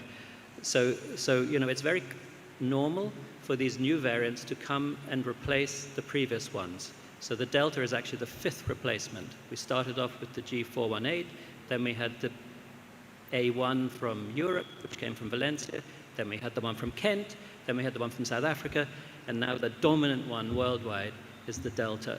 And I have no doubt it will be replaced by another one. But the key point is, Mr. Trotman, that thus far, the vaccines are working against the main variants. As I said, the only one where there was a little bit of a wobble was the South African one, but that one has now been outcompeted and is no longer with us. But exactly, you said thus far. But by Christmas, Well, we can reach. this is the sort of thing that has to be monitored. So, for example, sometimes I like to go straight for the worst case scenario. Let's go for the worst case scenario. The worst case scenario is that the vaccine will no longer be effective against the new variant. So where does that put us? That puts us exactly in the situation where influenza is. Influenza mutates far faster than the coronavirus, and we have to have a new vaccine shot every year. So that's the worst case that could possibly happen. And currently, the influenza vaccines, the regular ones that people who are vulnerable are receiving every year, is being bundled up with the COVID. That's the worst case scenario. But that's why I talk about the boosters might cause overdoses in some people. That's my concern. Boosters do not function in that way. So when you have an immune response, as a matter of fact, sometimes you require a booster to get an adequate immune response. And so the immune responses tend to wane, and then you have to, that's the word, boost them. So it doesn't function like that. It's not like you have a certain level and you're keeping adding to it. The immunity wanes and you have to boost it. Mr.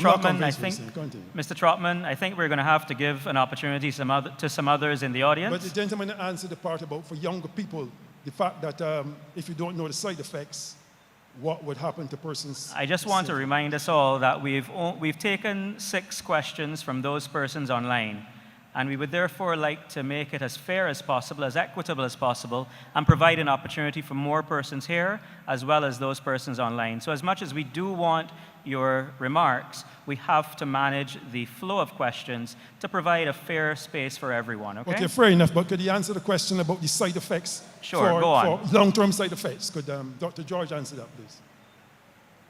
Good evening, Mr. Trotman. I'm going to answer. You posed a question about long-term effects of the vaccine in terms of what we know. And the way in which you pose the question, you're right. There's a lot that we do not know. We do not know what will happen in 2 years, in 3 years, in 4 years, in 5 years. But the vaccines are being monitored now. They're being studied now to see what will happen. I will answer your question, though, on a personal level, Mr. Trotman, so that you can maybe appreciate that as you need to make a choice for yourself with all of the information that you have. So let me answer on a personal level. When the vaccines first became available in Barbados, I had to make a choice for myself. I went running to get the vaccine. On an individual level, I thought of my elderly mother. I thought of my elderly aunt. I thought of all the elderly that I was around. I also thought of myself. We've mentioned the risk factors, and I am one of the persons who is at risk of having a negative outcome from having COVID. So I weighed the benefit versus the risk. There are always going to be unknowns. No one is denying that. But all we are asking is that you think of it on an individual level, what it means for you. Your situation may not be the same as mine. But we're also asking, in terms of the administration and the vaccines, is that you think about the wider community, those around you. I didn't just think of taking the vaccine for myself because I was at risk of having a negative outcome from COVID, but I thought about my mom and my aunt and all of those elderly people and how it might affect them.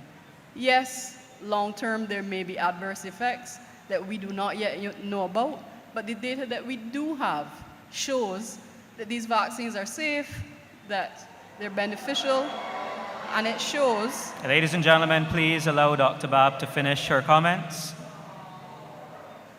And it shows that on an individual and a community level, there is a reason why you can go and take the vaccine and be confident that there's a benefit to you.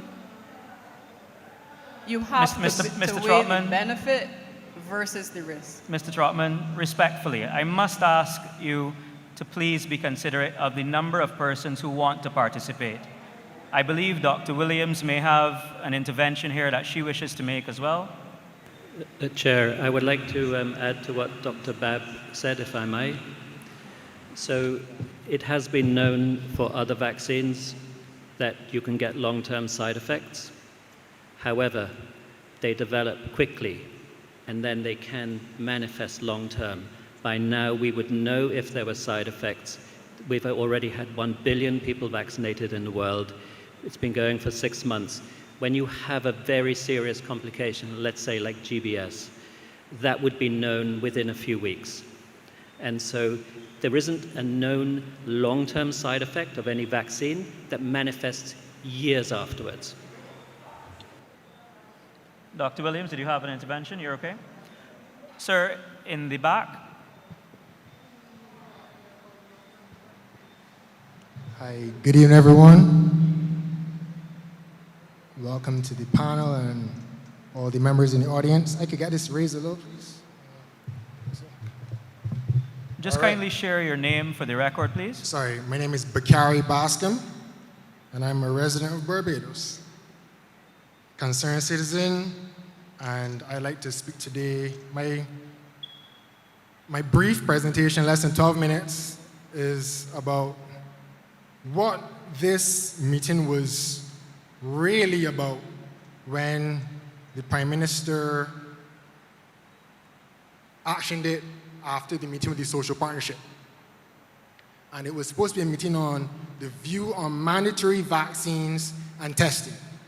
Not on vaccines and the pros and cons, mandatory vaccines and testing. That's what the Prime Minister said, Mayor Motley, and that is where my presentation is on. That's what it's on. So one of the things that Prime Minister Motley stated was that there was going to be an opinion from the Attorney General by the 6th of August on mandatory vaccines and mandatory testing. She also spoke about reckless, I can't remember the term, but she made some points about the legal ramifications of unvaccinated persons in the workplace, et cetera, et cetera, et cetera.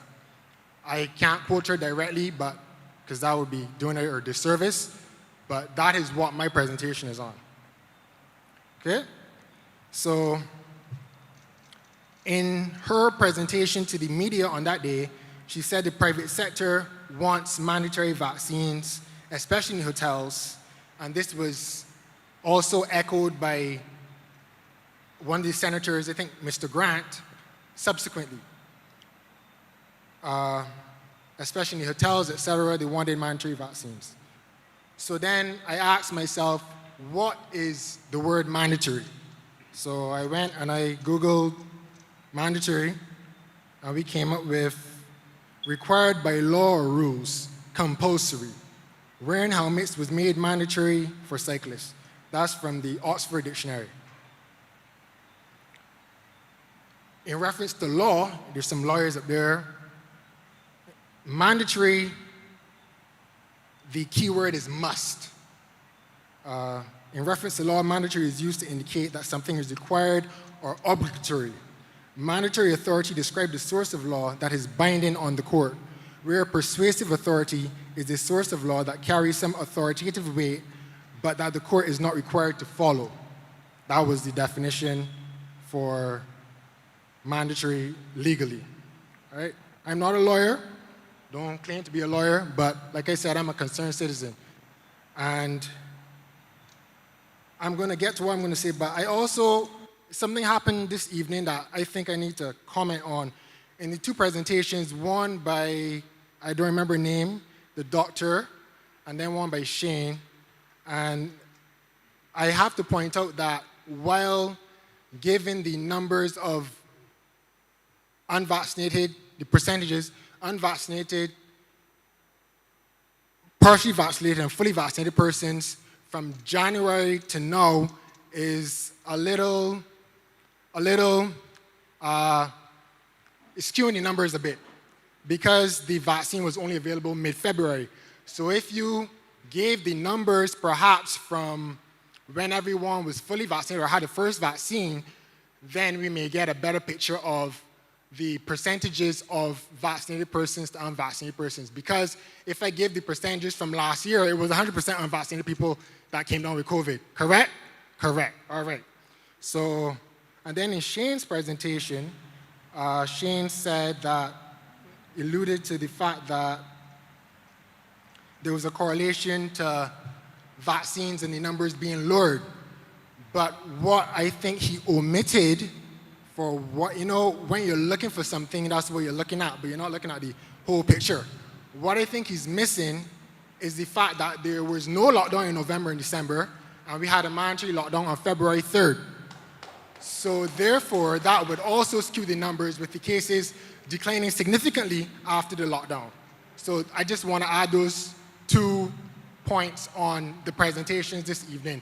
They're skewed. That's my opinion of it. All right? So then, let me say that I am not pro-vaccine or anti-vaccine, but I am pro-choice. I am against anything mandatory that goes into your body. And I believe that we need the Attorney General of Barbados, acting or otherwise, to come up with the legal opinion to support the private sector or support those against mandatory vaccines or whatever they want to support, but we need an opinion from the Attorney General. So, Mr. Bascom, would you wish then for the Attorney General to respond on that specific question? He can respond when I finish, Brian. I can be quick. Mr. Bascom, I must tell you that we've offered a lot of latitude now for your lead up to the question, and we must ask I don't have a question, I have a statement, Brian. Right, so... Mr. Bascom, again, I think that you've posed your question. No, but I have... Mr. Reese, I have a full statement prepared here. You said we had an extra hour. He spoke for 12 minutes. I'm at 5, and I'm. Mr. But Bascom. I needed to say those things to get to. Yeah, yes, Mr. Reese. We're simply asking that everyone. Okay, I'll try to be as quickly as everyone else. I'll try to be as quick as possible, as I was trying to before. We appreciate it. Okay. Thank you. The correlation of vaccines and lower cases, an education and public information campaign on vaccines and testings was supposed to be rolled out. robust and thorough. We haven't seen it as yet. Where does the employer have the legal grounds to ask the medical status of any of their staff members? Mandatory testing of unvaccinated staff members at their own expense is unconstitutional. It does not follow science, as both vaccinated and unvaccinated persons can contract and transmit COVID-19. This is discriminatory if you're asking unvaccinated people to be tested and not vaccinated people. And again, I say that this is with regard to the initial thing from the Prime Minister, which was mandatory testing and vaccinations. Okay, so there is something called stigmatizing COVID and unvaccinated people, and it's wrong. Protection of personal rights to choose. Discrimination by employers to disadvantage or sever persons for their right to choose ties back to the fact that legally they have no right to even ask you for your vaccination status. And that's what they're alluding to in asking for mandatory vaccines and mandatory testing for the unvaccinated.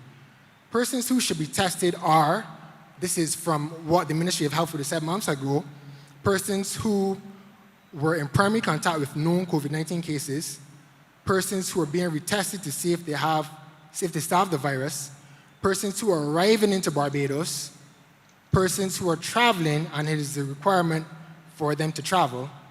It is not to be abused by employers or used as a scare tactic to compel people to get a vaccine. The legality of it stands that is illegal right now. The AG has not given his opinion, so what exactly are we discussing?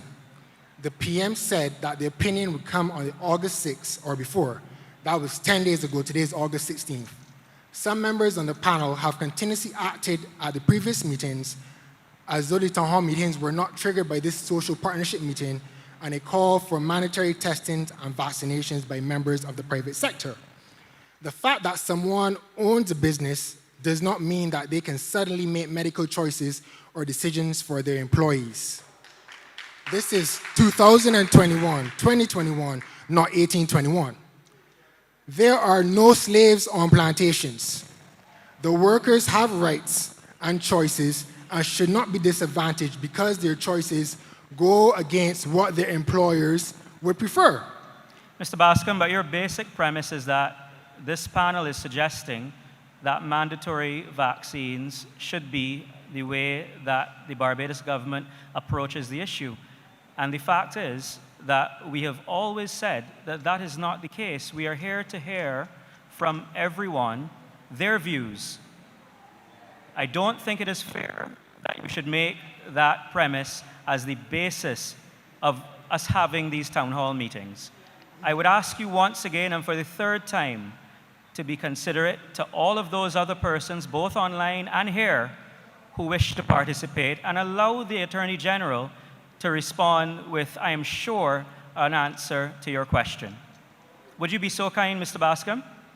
I'd like to finish my point, Brian. Mr. Bascom, again, we have to be considerate. After all the employees nor the government are willing to accept any liability for injuries or death caused by persons being mandated to take the vaccines, and as the acting Attorney General has said, the manufacturers are not liable either.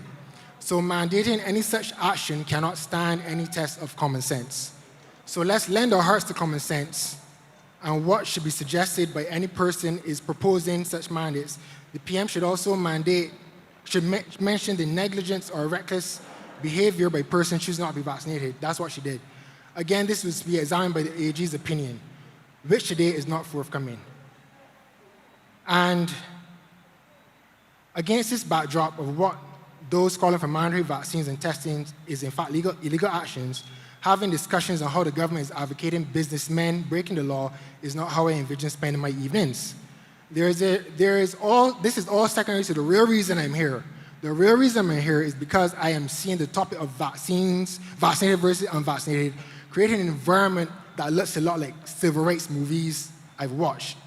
Are we hoping to have a country where the vaccinated and unvaccinated have separate accommodations, where the unvaccinated are scorned and vilified, and Barbadians have to produce the papers to get service or to get employment? Is that the Barbados you want?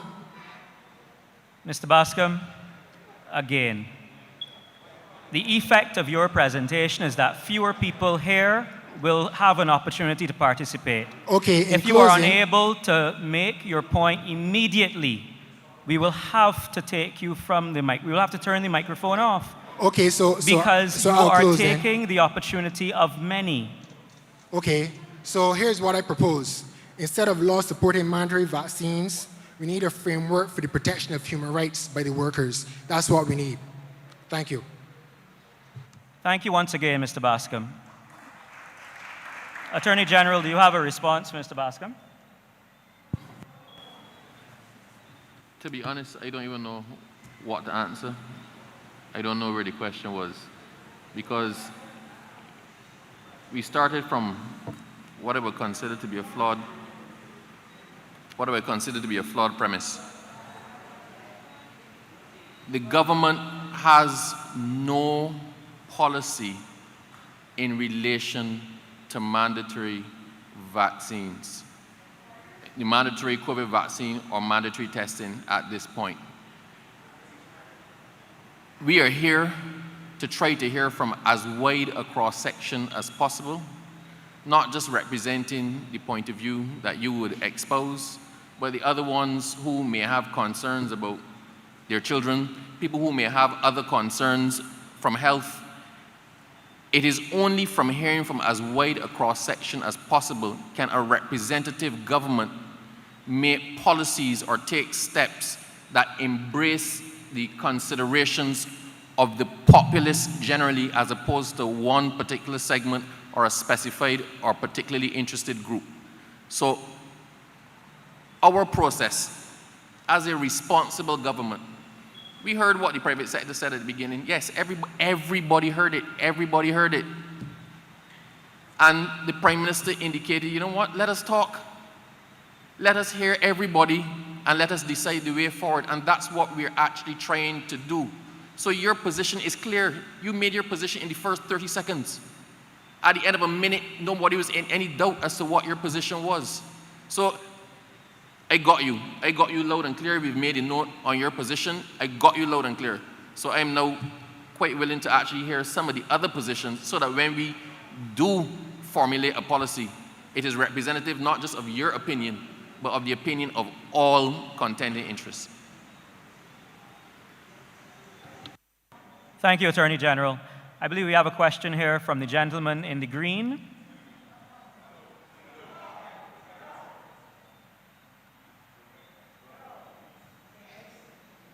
I believe the gentleman in green is giving away to you. Thank you kindly. Please go ahead.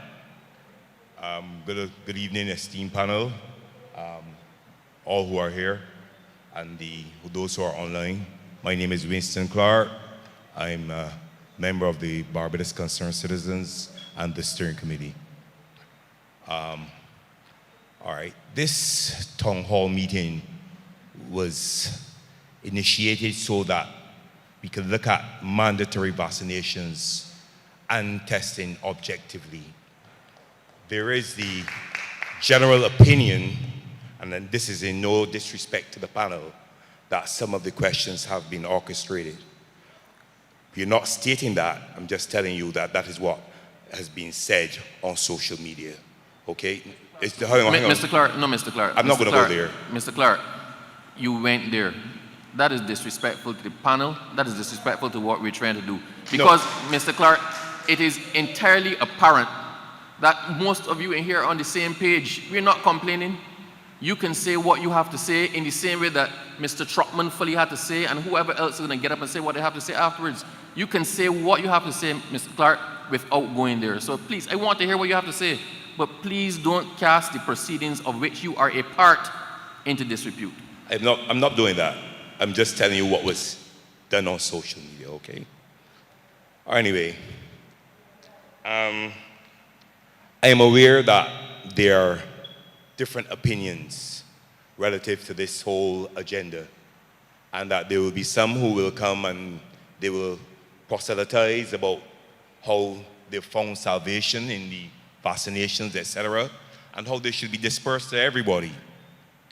What I am going to state, however, is that until long-term efficacy has been finalized or conclusive, until these people here who have taken the vaccine or the experts have taken it for more than 18 months, then they can come and speak to me.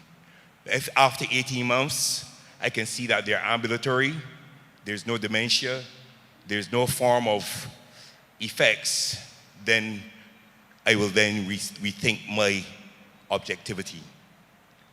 The government has said that they have no direct plans to implement mandatory or intimidative tactics relative to vaccination.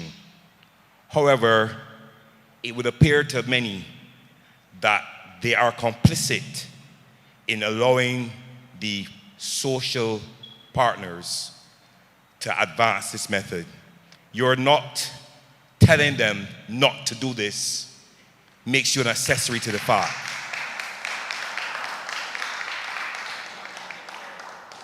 Now, Barbadians are primarily a cautious people, and when we go to shop for maybe appliances, like say a fridge or a stove, we try to ensure that if we want it for a long term, a long period, we receive a warranty. How do you expect us not to feel trepidation, apprehension, or be extremely cautious if the manufacturer has said that they cannot be held accountable if you give us this injection? I do not want to stay long. I'm just speaking objectively. I'm hoping that my little added addendum here would give you food for thought. I want some others to come on. Thank you very much. Thank you very much, Mr. Clark.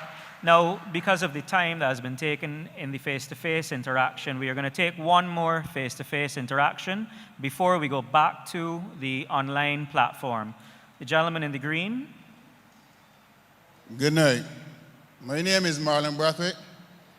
I've been a resident for Kingsland for most of my life. Most people know me in the music fraternity as Easy B. I'm a reggae artist. Now, I have trod the Rastafarian faith, but now I have been baptized, so I am of the Christian faith. I come to speak from my heart, because everybody's speaking from a paper, but I'm speaking from here. Long before all of this, long before anything that people created to combat this virus, when I heard the vaccine was coming out, I had this feeling in my stomach. We call it a gut feeling. I'm feeling it right now in this moment I'm speaking to. And it was telling me, don't take it. It was sending a message to my brain saying, don't take it. So how can you all, I'm asking, how can you all convince me to go against my gut feeling and take this vaccine? That's all I have to say. Dr. Williams, would you like to respond on this? Certainly, sir.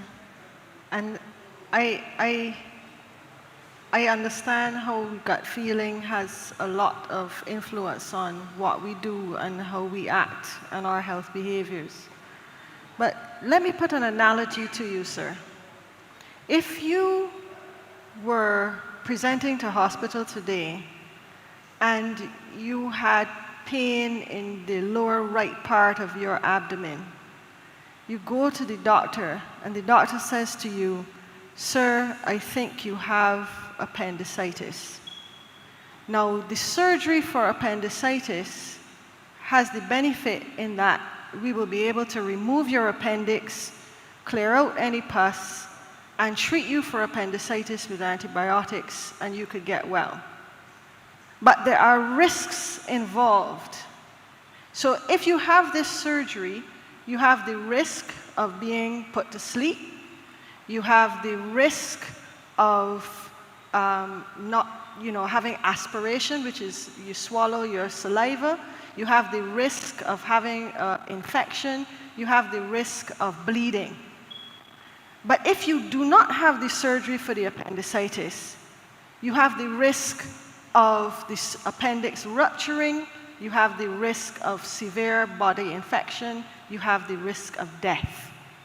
Medicine, the practice of medicine, our job as doctors, is to weigh the risk versus the benefit and to present you, which is the process when you go into hospital and have surgery, we present you with all of the facts.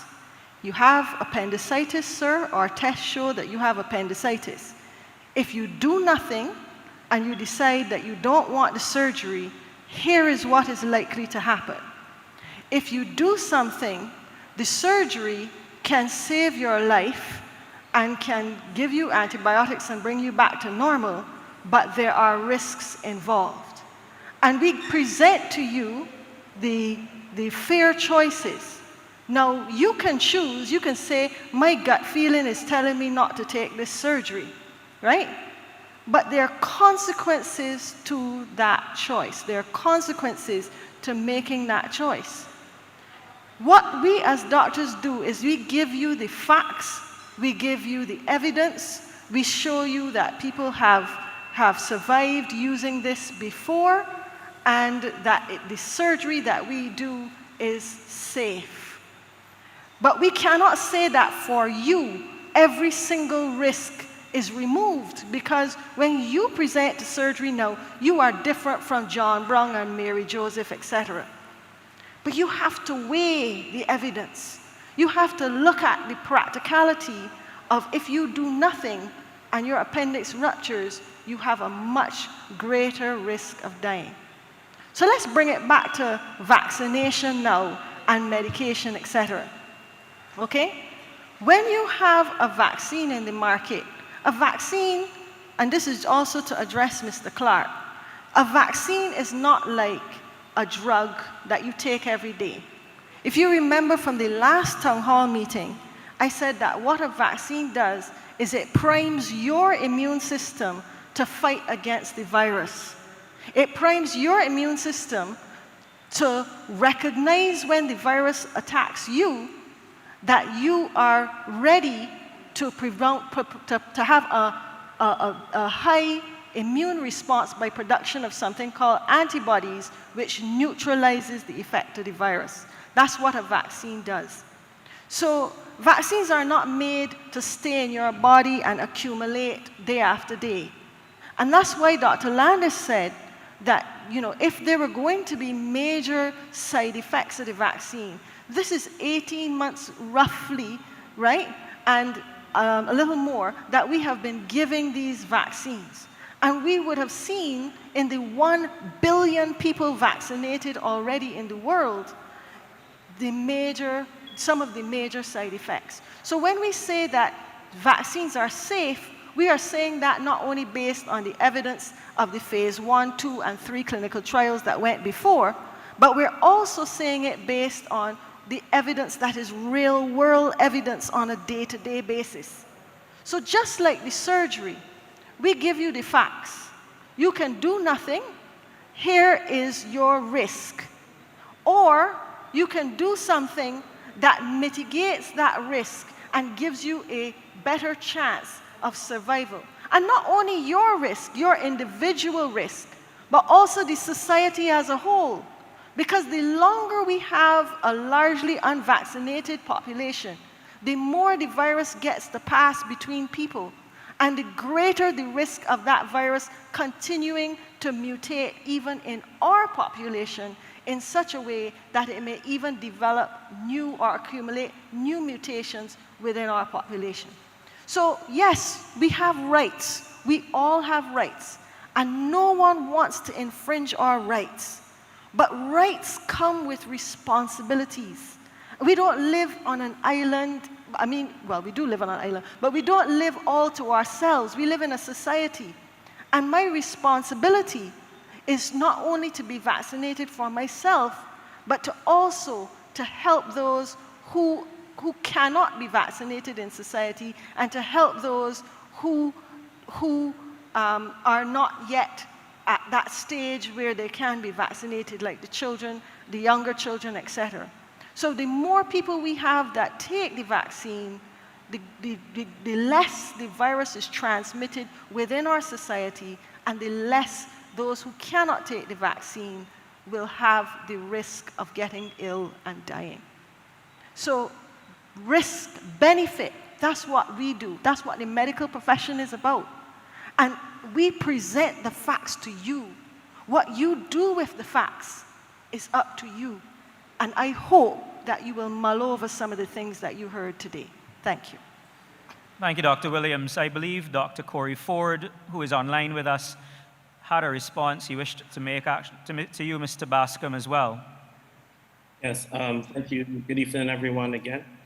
I hope my mic is very clear. I'd like to thank Mr. Bascom for his question. I think I just don't want to mull over that and let it go. I think he made some very, very strong comments when he made the comment certainly about the information which was given in terms of persons who are vaccinated and there was a worry about the period for vaccinations. In that short period of time, I was able to get my team to crunch the numbers for me. So here we go. So in terms of our facilities for persons who are fully vaccinated, there were 115 persons between the time I just started the vaccine. 115 people were presented, and they presented asymptomatically. 58 were presenting symptomatically. So that number obviously is a smaller number. If you check now for those who were partially vaccinated, both between those who were asymptomatic were 40, those who were symptomatic were 55. So that gives, if you look at that particular proportion, for those persons who were fully vaccinated, those who remain asymptomatic were 66%, and those who were symptomatic were 34%. Interestingly enough, it actually follows quite well with international data. For those who had partial vaccination, they were 42% asymptomatic and 58% symptomatic. I'm going to draw conclusions at the end. And for those who are unvaccinated, there were a total of 440 persons, 484 were symptomatic, and 440 were asymptomatic. If you look at that figure, it actually gives a trend which is quite similar for what has happened throughout the whole year, even leading into last year when this outbreak started, which is quite interesting. There were a total of, that gave a total of asymptomatic persons, 48%, and 52% were symptomatic. So I just wanted to clarify that because I think the point that was made is that the information is skewed, but I think this data is very, very, very, very clear in indicating that for those, the majority of persons who are admitted to the facility, certainly between that vaccination period, is consistent with the numbers which were given, even if we subtracted those particular numbers which were mentioned before. And it specifically showed something that was quite interesting, that there was and as I always say, I always give information. I'm not, in about mandatory and stuff. I just want to give the information exactly as it is. So for those who are symptomatic and those who are asymptomatic, it's about almost the same for those who are unvaccinated, but a larger percentage of those are symptomatic, and it's an absolute total reverse for those who have been fully vaccinated. I think this is extremely important and follows quite well with what's going on globally. Thanks. Thank you very much, Dr. Ford. Could I possibly respond to, if you would permit me? Professor Landis? Yes, just briefly to 2 points. One that Mr. Winston Clark made. Mr. Clark, you made the very reasonable point that we can't know what we don't yet know. And you said that you would like to come back in 18 months. It's been 6 months since we started vaccinating in Barbados. So if all goes well, we'll see you in 18 months. Now, I did hear Mr. Bascom mention UWI. I wasn't quite sure what it was in relation to. I do want to say that the university is not in favor of mandatory vaccinations. We will not be requiring it.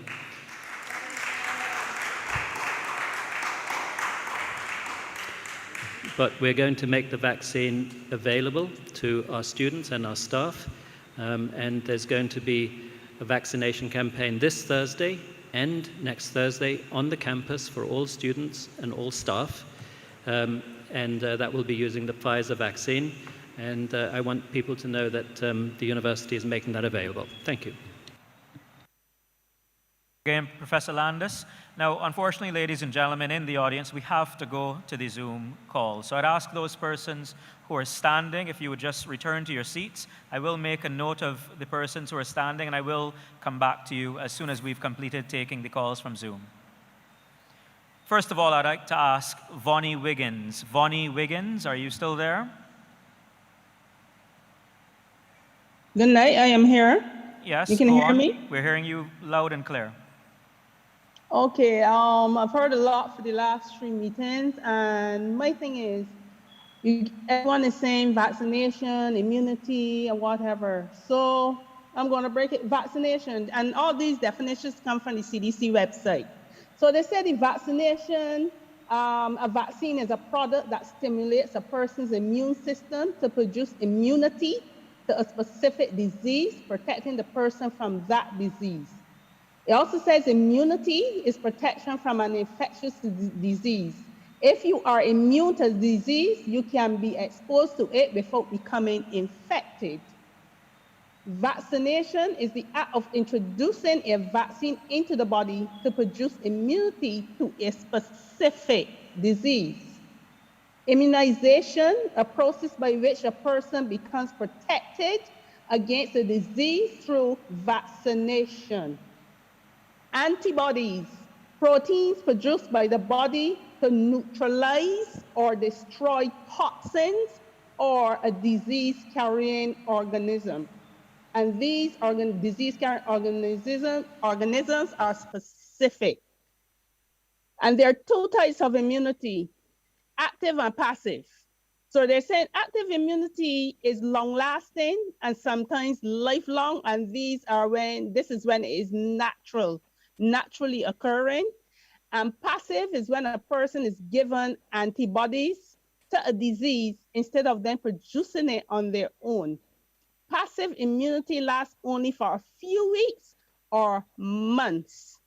Now, these experimental injections that have been authorized for emergency use cannot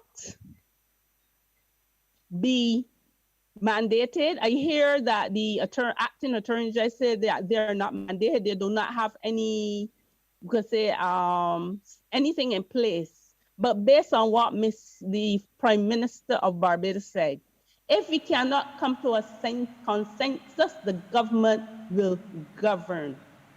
And you can read anything into that. Now, my thing is, these are not vaccines because they do not provide immunity.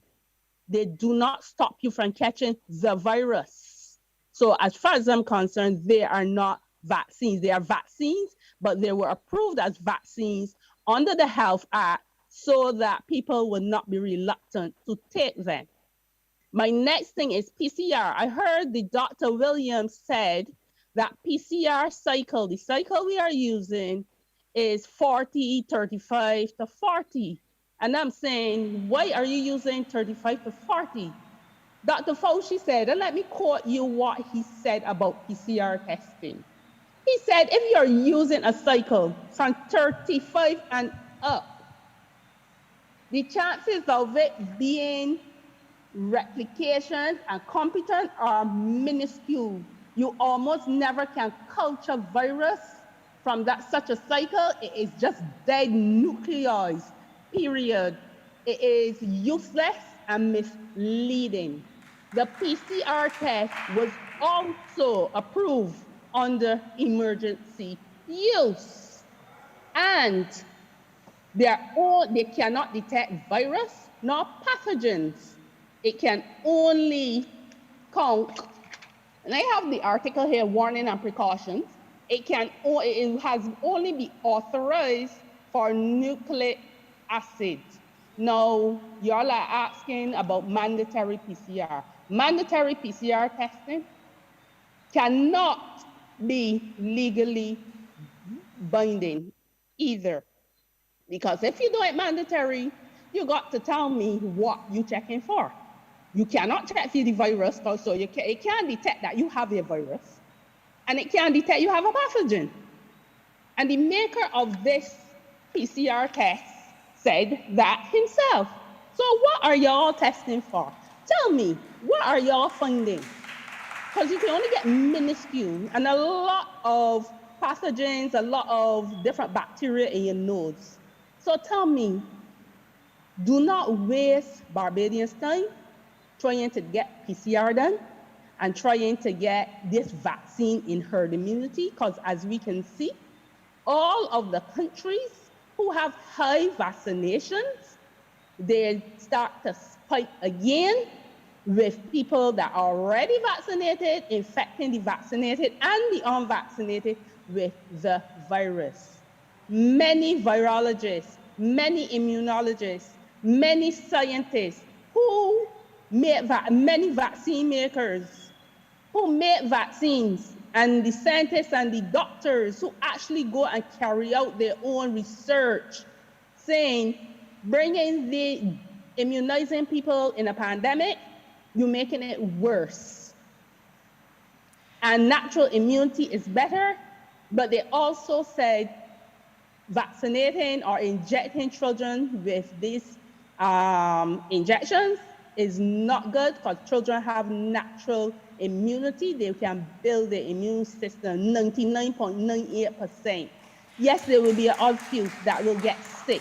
Okay, Ms. But Wiggins. what you can do, instead of giving injection, want to give them an injection, find natural alternatives or find other alternatives. What we are lacking in Barbados is the medical fraternity doing their own research. That is what they need to do. What So, research Ms. are Wiggins, you guys doing? Ms. Wiggins, if you would allow me, I would actually like to have Professor Landis, who is one of those eminent scientists that you mentioned, and also Dr. Sanji Beckles, who is also an eminent scientist, to respond to some of the questions you've made on both immunity and also the testing cycles.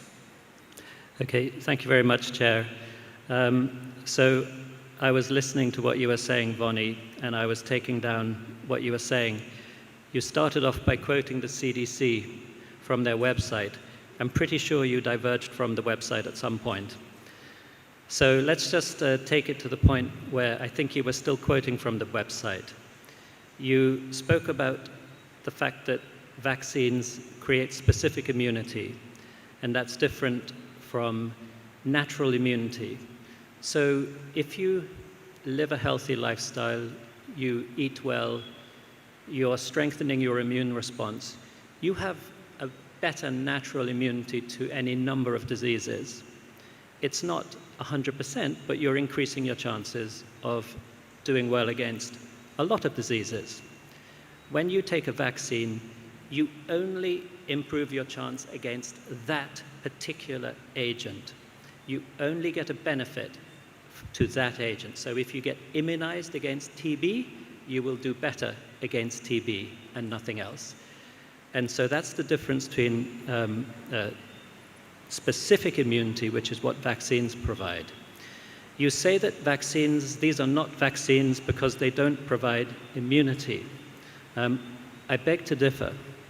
So when you have been vaccinated, you produce a very good antibody response. We've been quite pleased that a lot of the vaccines, particularly the adenoviral vaccines, produce a very good cellular immune response as well. So those are the two arms of the immune response. The antibody response is very quick, gives you kind of immediate protection, and the T-cell response, the cellular immune response, is longer. So the vaccines have been giving very good protection. That's been a very consistent story. I was interested that you spoke about how we could be, and you spoke about many scientists and virologists and eminent scientists saying that we should not be vaccinating across the world, that this could end up in a disaster. I'm sure that you were quoting from Geert Vanden Bossche. So Geert Vanden Bossche, he worked for a vaccine manufacturer, and he passes himself off as a scientist. Well, I have looked up his publications. He has no publications in the peer-reviewed scientific literature.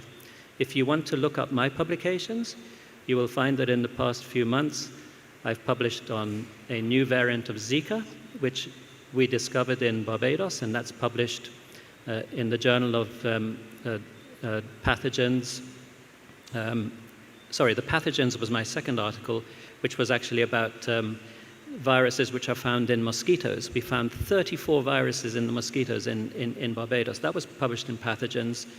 The second one on the Zika variant was published in Viruses and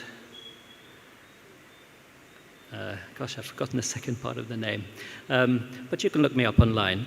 So I've also published in the Journal of Virology, and you know, in science, you can't really hide from the scientific literature. The whole idea that Van den Bosch promotes, that this is all going to kill us all, an end of the world scenario, makes absolutely no sense at all, because it's when viruses are replicating that they generate variants. When you suppress them, and you suppress them ever more, the closer you can get to herd immunity, then they're not able to generate so many variants. And it's no coincidence that the Indian variant came out of that huge uncontrolled epidemic which happened in India. Those are the conditions that create the variants. So thank you for the opportunity to answer some of those points. Thank you, Professor Landis. I believe we'd ask if Dr. Beckles could respond to the second question on testing cycles. Sure. Good evening again to everyone. So PCR testing is not only for COVID. PCR testing, the technique of PCR testing is used to identify a lot of other conditions, including things that we are very well aware of, such as chikungunya, dengue, HIV, a whole lot of other conditions as well. So it's not specific to say it's only PCR testing for COVID. The advantage, however, of using PCR testing is we speak a lot about the immune response, but the immune response takes time.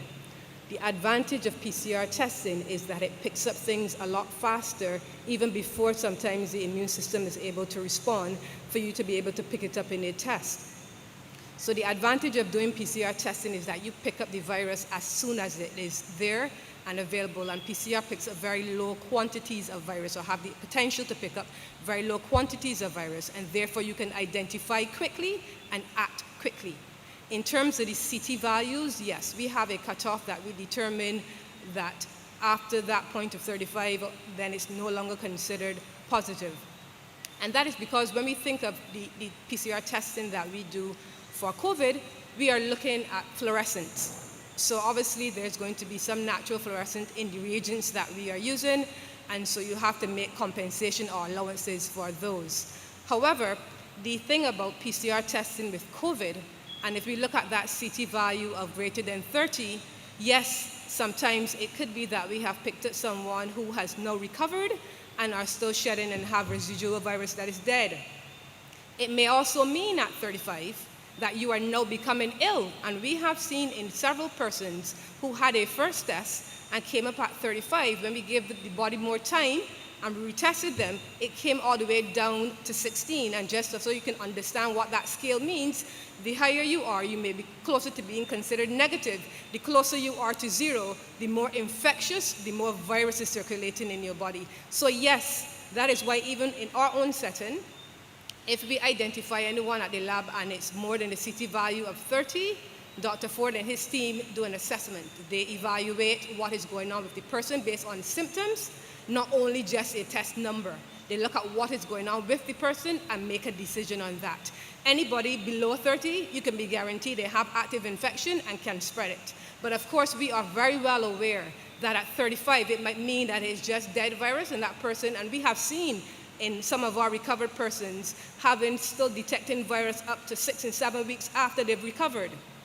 And that was a learning lesson for us very early in the epidemic last year. So we know when we have high CT values above 30, it may mean that the person has already recovered and just have residual virus.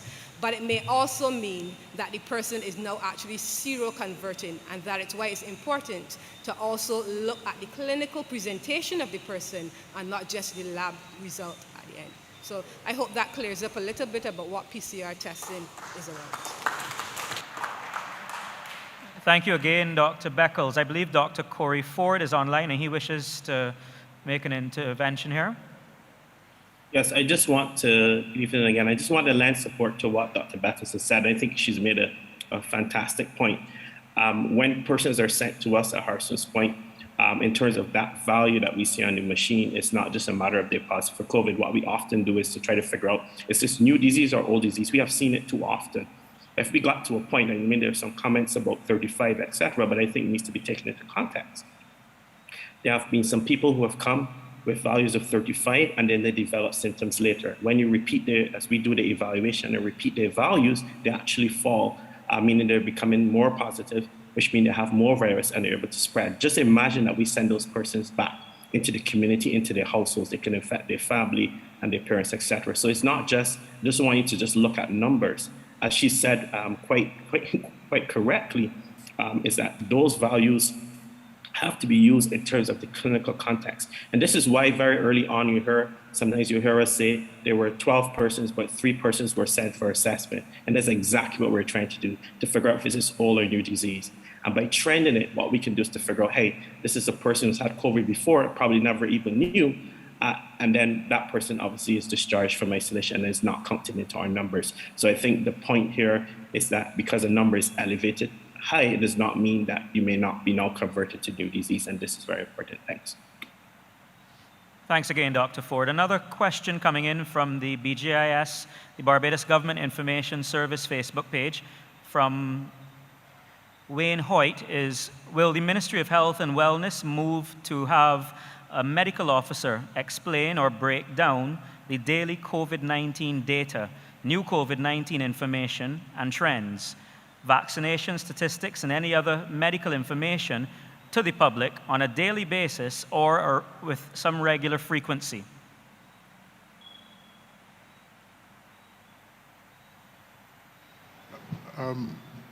I don't really understand the question because we provide information on a daily basis and share it with the public. Is there something additional that is required? It sounds to me, Dr. George, from the question, and I'm just interpreting what I'm reading, that the person is asking whether it is possible to have a medical officer actually explain the numbers as they are presented, as opposed to the raw data as it is presently presented. This is something we are certainly willing to look at. We can have someone communicate to the public in real time with respect to the information released. We have been extremely transparent in this pandemic. I can say that with respect to information shared in the Ministry of Health, we have been upfront, we have been reliable, and we have been truthful in every instance. But if the question is asking for an individual to actually discuss the results with the public, this is something that we can look at. We Thanks are very going much, to Dr. be George. in this for the long haul. So COVID is going to be with us every single day. So while you protect yourselves, know that it is part of the routine. And the whole issue of vaccines makes your routine so much more easy. We want to get back to the stage where we can go out and socialize at night. We can do the things that we took for granted a couple months ago. That is the point where we're trying to get. And that is what we are trying to urge the population to get at. Thank you. Thanks again, Dr. George. Dr. Ford, a question that you may be able to assist us with, and it's coming from one of the participants in the BGIS chat again, and they're asking how many infected persons had to use oxygen to survive until their body was able to fight the virus. That comes from Philip Matthew.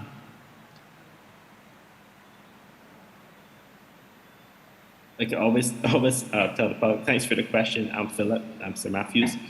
I don't have that actual information on me, but I can tell you from our data in terms of vaccinated persons and unvaccinated individuals.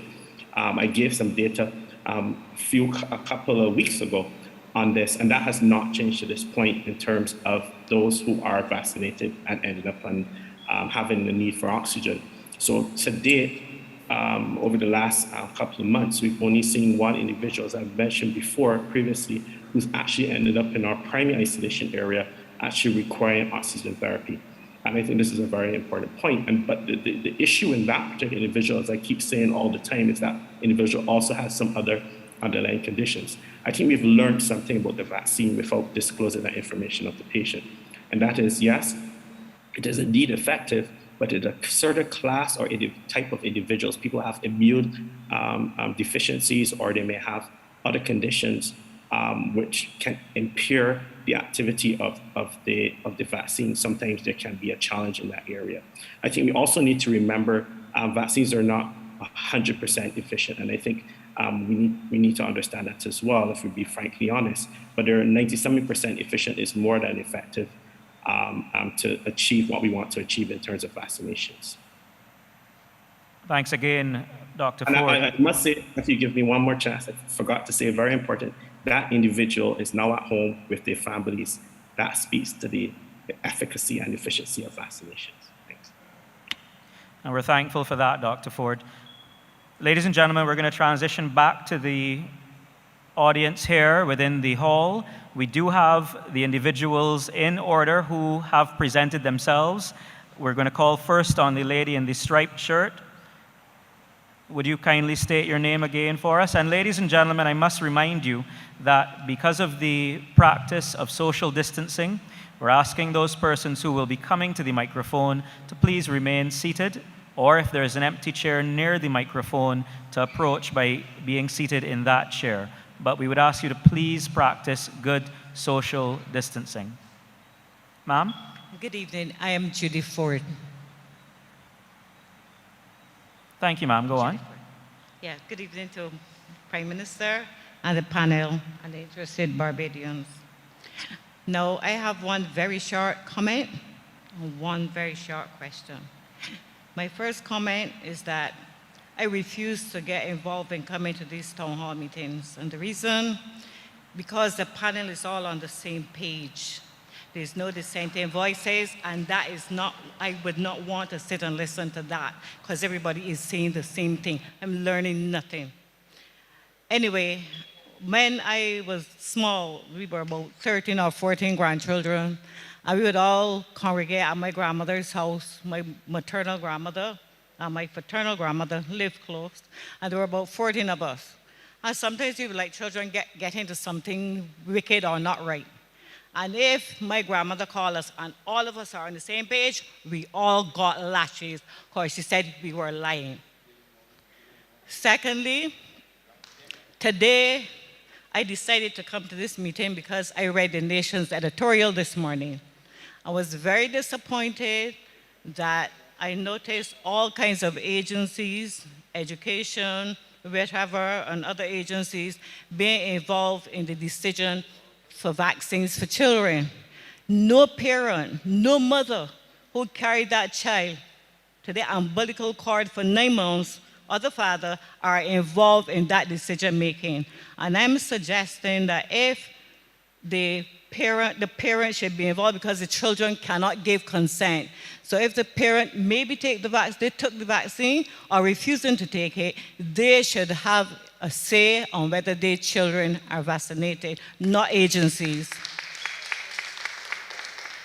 My question, can you speak to the use of ethylene oxide, a medically proven cause of various cancers that is used as a sterilizing agent on these nasal swabs? Dr. Ford.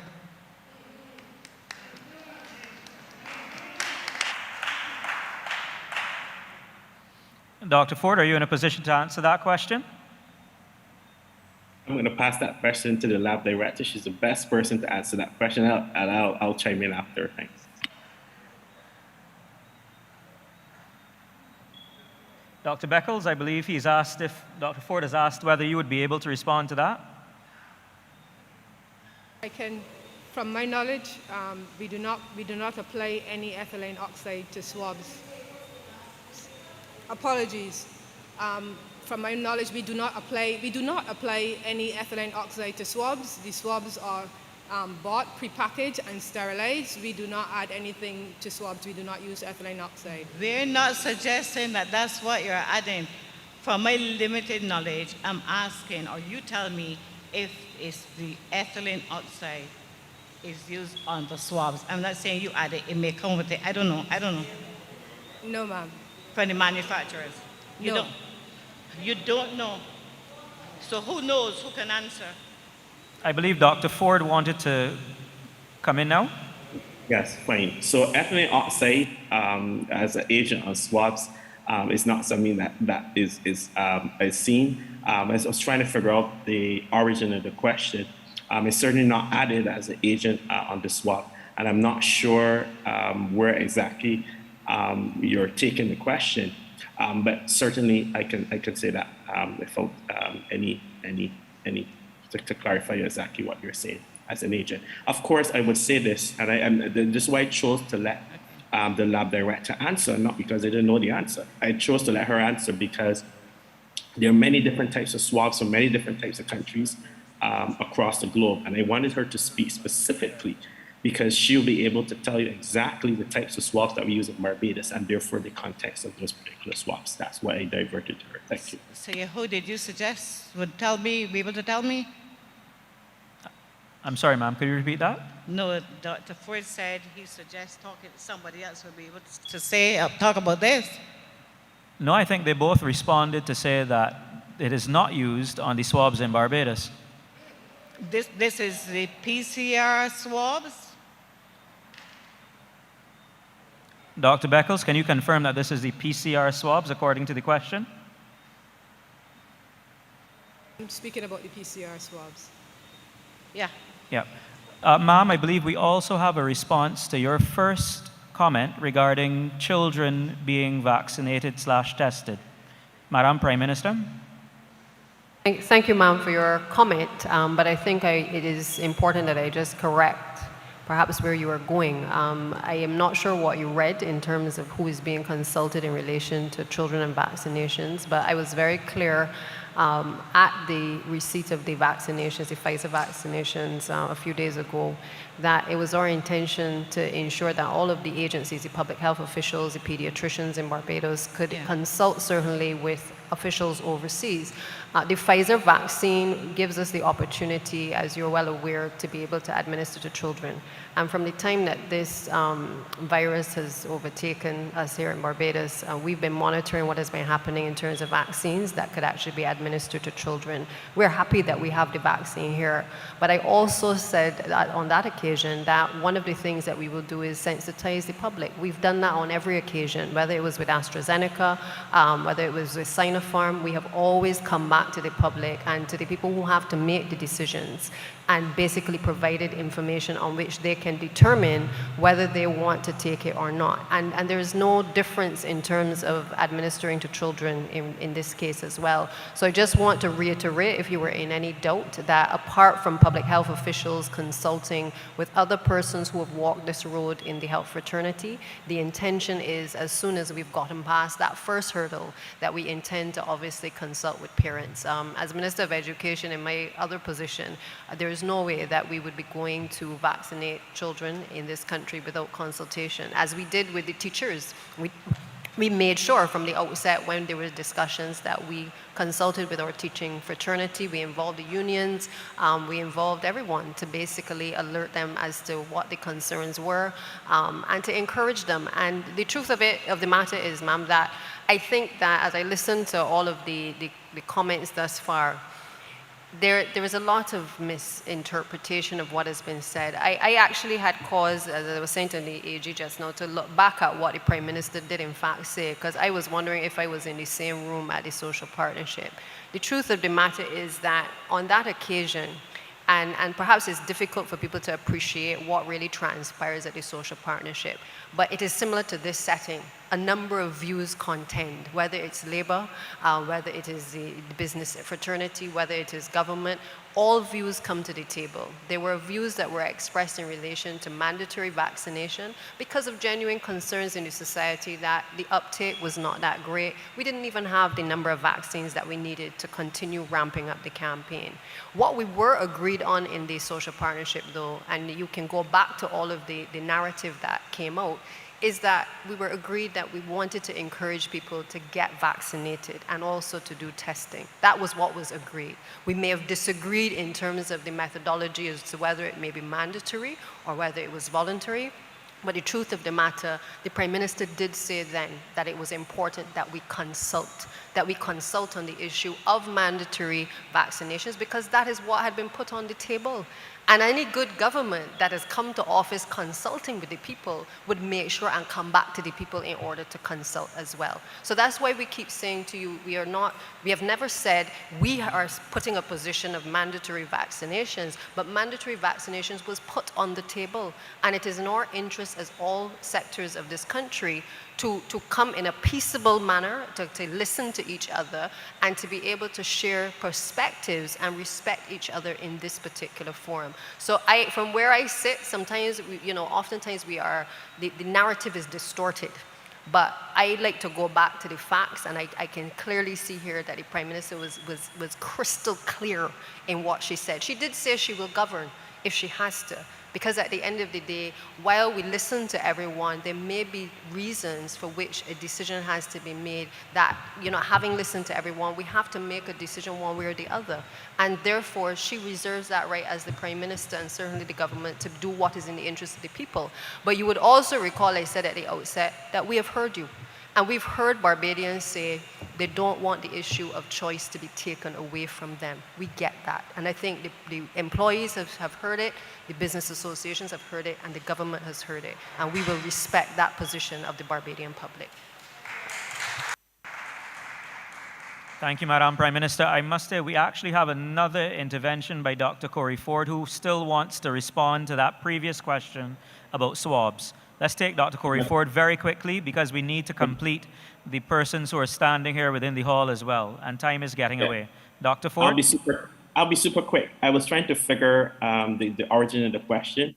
And ethylene oxide certainly is not an issue. Just as I said before, the answer remains the same. But ethylene oxide is used as a sterilizing agent for the packages, something that's used across many countries globally to sterilize stuff. So you need to sterilize the swab so there's nothing on it, so you know when you use it and do your swab, what you get is exactly what's supposed to be there. So ethylene oxide, yes, is used as a sterilizing machine to try to get any bugs that may be on the swabs. That's normal. That's part of the sterilization process that can be used globally. Yes, and that is used, but it doesn't affect anything related to the swabs, not something that's on the swabs. But my answer before is maintained as the same. Thanks. I actually figured out where she was going. Thanks. Thanks again, Dr. Ford. Now, we do have the gentleman here in the print shirt who is first, but I would ask him whether he would be willing to give way to the lady who has said that she has to leave urgently. It is your call, sir. He has been kind enough to allow you. Thank you very much.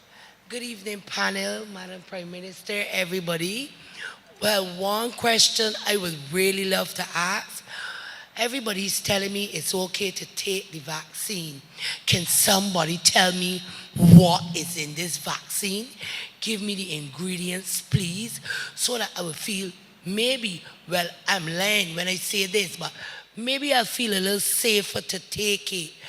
And when I go to Harrison Point, if I have COVID, what is the treatment, what I get down there to cure me from COVID? Could somebody tell me? I would like, what's his name, that minister, the health minister? Could he tell me what is in this vaccine that is Mr. Bostic, sir? Could Mr. Bostic tell me the ingredients in this vaccine that will make me better? Now, I know how heavily involved Mr. Bostic has been, but we must admit that he's not a doctor, and therefore I think it would be... I'm sorry, ma'am, I think it would be better if we allow the doctors to speak on behalf of Mr. Bostic. Whoever wants to answer and it, Lieutenant Colonel Bostic, I apologize. Know the ingredients, please. I believe we can definitely get an answer to that from the Ministry of Health, correct?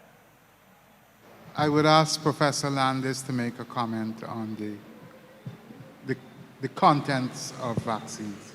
Okay, so we have 3 vaccines on the island. We have Sinopharm. Sinopharm is the actual COVID virus that is heat inactivated, so it's called an inactivated vaccine. So it's kind of like the traditional vaccine. Ingredients. Tell me, like, you know, you make lemonade with sugar and lime. But okay, ma'am, so believe it or not, he is. I don't want to be rude. I need to know what Yeah. the ingredients I'm putting in my body. Sure, I understand. So, you know, the active ingredient is the piece which is going to stimulate your immune system. There is actually a whole laundry list of inactive ingredients. And those are the ones which, if, for example, you have allergies, you would want to confer with your doctor who can go through the list. And, you know, if you are allergic to EDTA, for example, you know, that is one of the ingredients. A lot of these ingredients would be preservatives and things like that. And so if you're concerned that you might have an allergic response to some of the inactive ingredients, then you would want to go to your physicians and they can go through it. Usually, these inactive ingredients are the same as those you would have had as a child with any of the other vaccines. They're just preservatives. And so if ever you've had a bad allergic response to a vaccine, that's when you need to be concerned about all the list of ingredients. The active ingredient is the vaccine component, which I think is what you were asking about. Okay, so the AstraZeneca vaccine, that has a adenovirus, an inactivated adenovirus, which is actually the common cold virus, but it's a non-replicating, it's like a backbone upon which you put the glycoprotein that reacts and gives you an immune response to the COVID-19. I don't know if that's helped you at all. You did ask.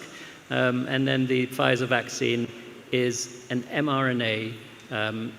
It's a chain of nucleotides which encodes a protein, which is, again, the spike glycoprotein. I don't know if that's helped you, but you did ask.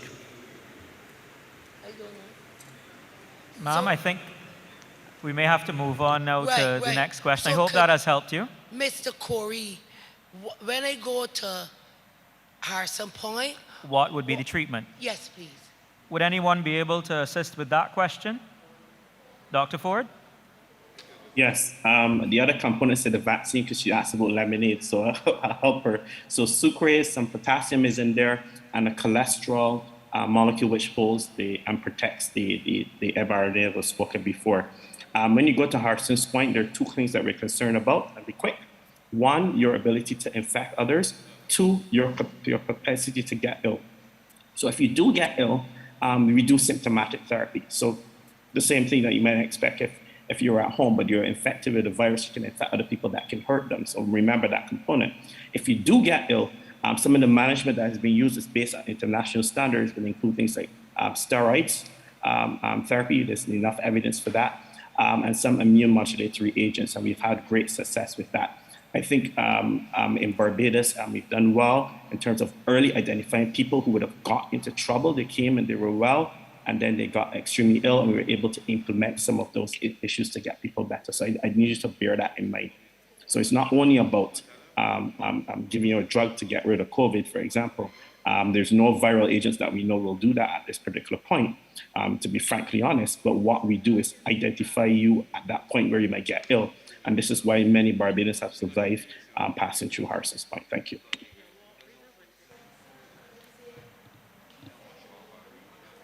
Can you use the microphone, please? Did I understand that the gentleman over there told me he's putting a virus in me to get rid of the virus? Did I just please? I think this is a very important point. I think that Professor Landis, I do think that we should ask for clarification so that yes, that certainly. comment is not the end point. Sure. Okay, so traditional virus vaccines, which we would have had in childhood, so for example the MMR, those would be actual viruses which are inactivated. They're heat-killed, so they cannot infect you, but the virus is there to train the immune system. And one of the vaccines, the Sinopharm, is one of those. It's kind of what we would call a traditional heat-killed vaccine. The others do not have any virus in them. They simply have the coding ingredient for the spike protein. So they are inherently safe because there is no virus in them at all. What is spike protein and what is the COVID ingredient? Sure. If you've seen a picture of this particular coronavirus, it's called corona because it has these coronets, these spikes on it. And one of those coronets is the spike glycoprotein. So it's the bit that the immune system sees. You put that into me. Okay, ma'am, no, we've really allowed you a number of opportunities here, but what I would recommend, if you really do not have to rush off, is that you wait a short while and engage with one of the staff here, one of the panelists here, and allow them to explain it further, because it is a worthwhile question Be happy to you're speak asking. with you. May I ask the gentleman in the patterned shirt if he would now make his remarks? Yes. Thank you, Mr. Chair. My name is Buddy Aaron Laria, and I welcome this opportunity to speak to Barbadians and by extension. Sorry, Mr. Laria, sorry to cross you, but we would just ask, could you lower the microphone slightly? Because we're not hearing you very clearly. Thank you very much, sir. Yes. That's better? Yes, that's much better. Thank you. Yes, my name is Buddy Aaron Laria, and I welcome this opportunity to speak to Barbadians and by extension, black people generally, on the subject matter of the COVID virus, which became topical last year when it was promoted as a deadly disease that will affect people worldwide, and was declared a pandemic. There are two perspectives to the debate, and we are addressing only one. I would like your permission to put on another side. Sir, I'm sorry, but at this point in time in the evening, I understand. You will have to be very succinct. You will have to be harshly succinct. I came with that understanding. Thank you. Yes. But this is who I am. I am a race-first Pan-Africanist and co-founder of the National Non-Governmental Organization. I am a human rights and social rights advocate and have been a student of racism since 1977.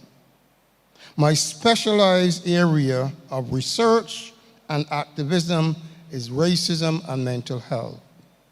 Therefore, I have one question to ask the panel, and will also ask your indulgence to present this paper to the head tables. Sir, if you will present it in its written form, we would gladly take it from you. But if you wish to present it in its oral form, then I unfortunately will not be able to accommodate you this evening. I said I can't prepare for that. Okay. So I will present it to you.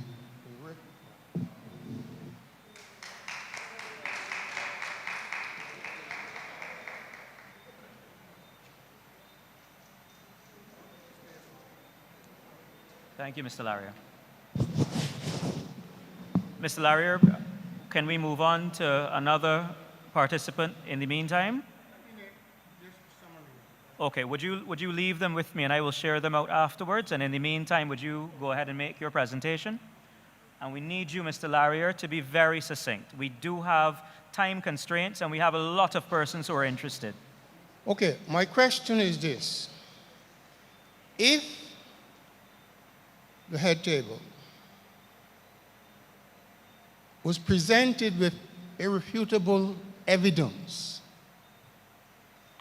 of a program to depopulate the world, mainly of black people, and COVID is a main instrument of the arsenal of the enemy, would you still be asking us to take the vaccine?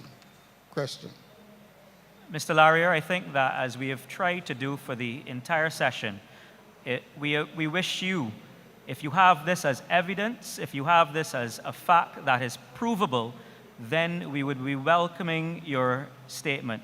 However, if it is an allegation that is being made without the evidence, then unfortunately at this time of the evening, we cannot entertain the discussion. But if your point is that we should be concerned about this, then we note the concern. Okay, let me say it right. In 1989, I was part of the discussion of a genocidal plan to kill 2 billion people. Mr. Larrier, I have to stop you. I understand. Mr. Larrier, I have to stop you. I have put Mr. Larrier, you're making very wide allegations that have... That's not an allegation. I'm taking facts. I am stating facts of my life experience. Mr. Larrier, I'm going to allow the Attorney General to respond to you. He's asked to participate. Mr. Larrier, I can guarantee you, if you write your contact information on the back of this, I will read what you've put up, and I will respond to you. Just please write your contact information there. Thank you very much, Mr. Larrier. I appreciate your consideration. Now, we have in the back the gentleman with the cap on, and then also the gentleman in the gray. And I see your hand, ma'am, but unfortunately, we also have a man here in the pink who has been waiting before. So in that order, please. Testing. Good night. My name is Andre Gill. I'm a concerned citizen. Now, from the beginning of the pandemic, I was observing a lot of things being said on the internet. And I realized that a lot of the people in the press conferences would have belittled a lot of what was said through the social media lines. And I would have heard about them being listed as fake news, conspiracy theories, you know, the whole lot. And I just want to put a point here. For the people who are watching this on Zoom, Facebook, and whatever other social platform, it would be hypocritical to say misinformation is coming through social media, because this is also being broadcast through social media. So I just want to say a lot of credible information has come through the lines of social media from doctors, qualified doctors, Nobel Prize winners, all class of people. And it is up to the individuals to research the qualifications of said persons and take the information however they see fit. So that's just a side point. My main issue is I've been hearing a lot of people push the vaccine, and the main defense against any virus before 1886, when vaccines were formulated and presented to the world.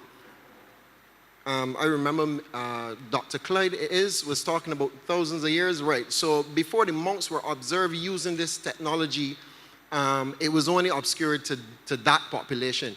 In 1886, vaccine technology was then presented to the world as a whole. Now, before that time period, we would have relied on what we call natural immunity.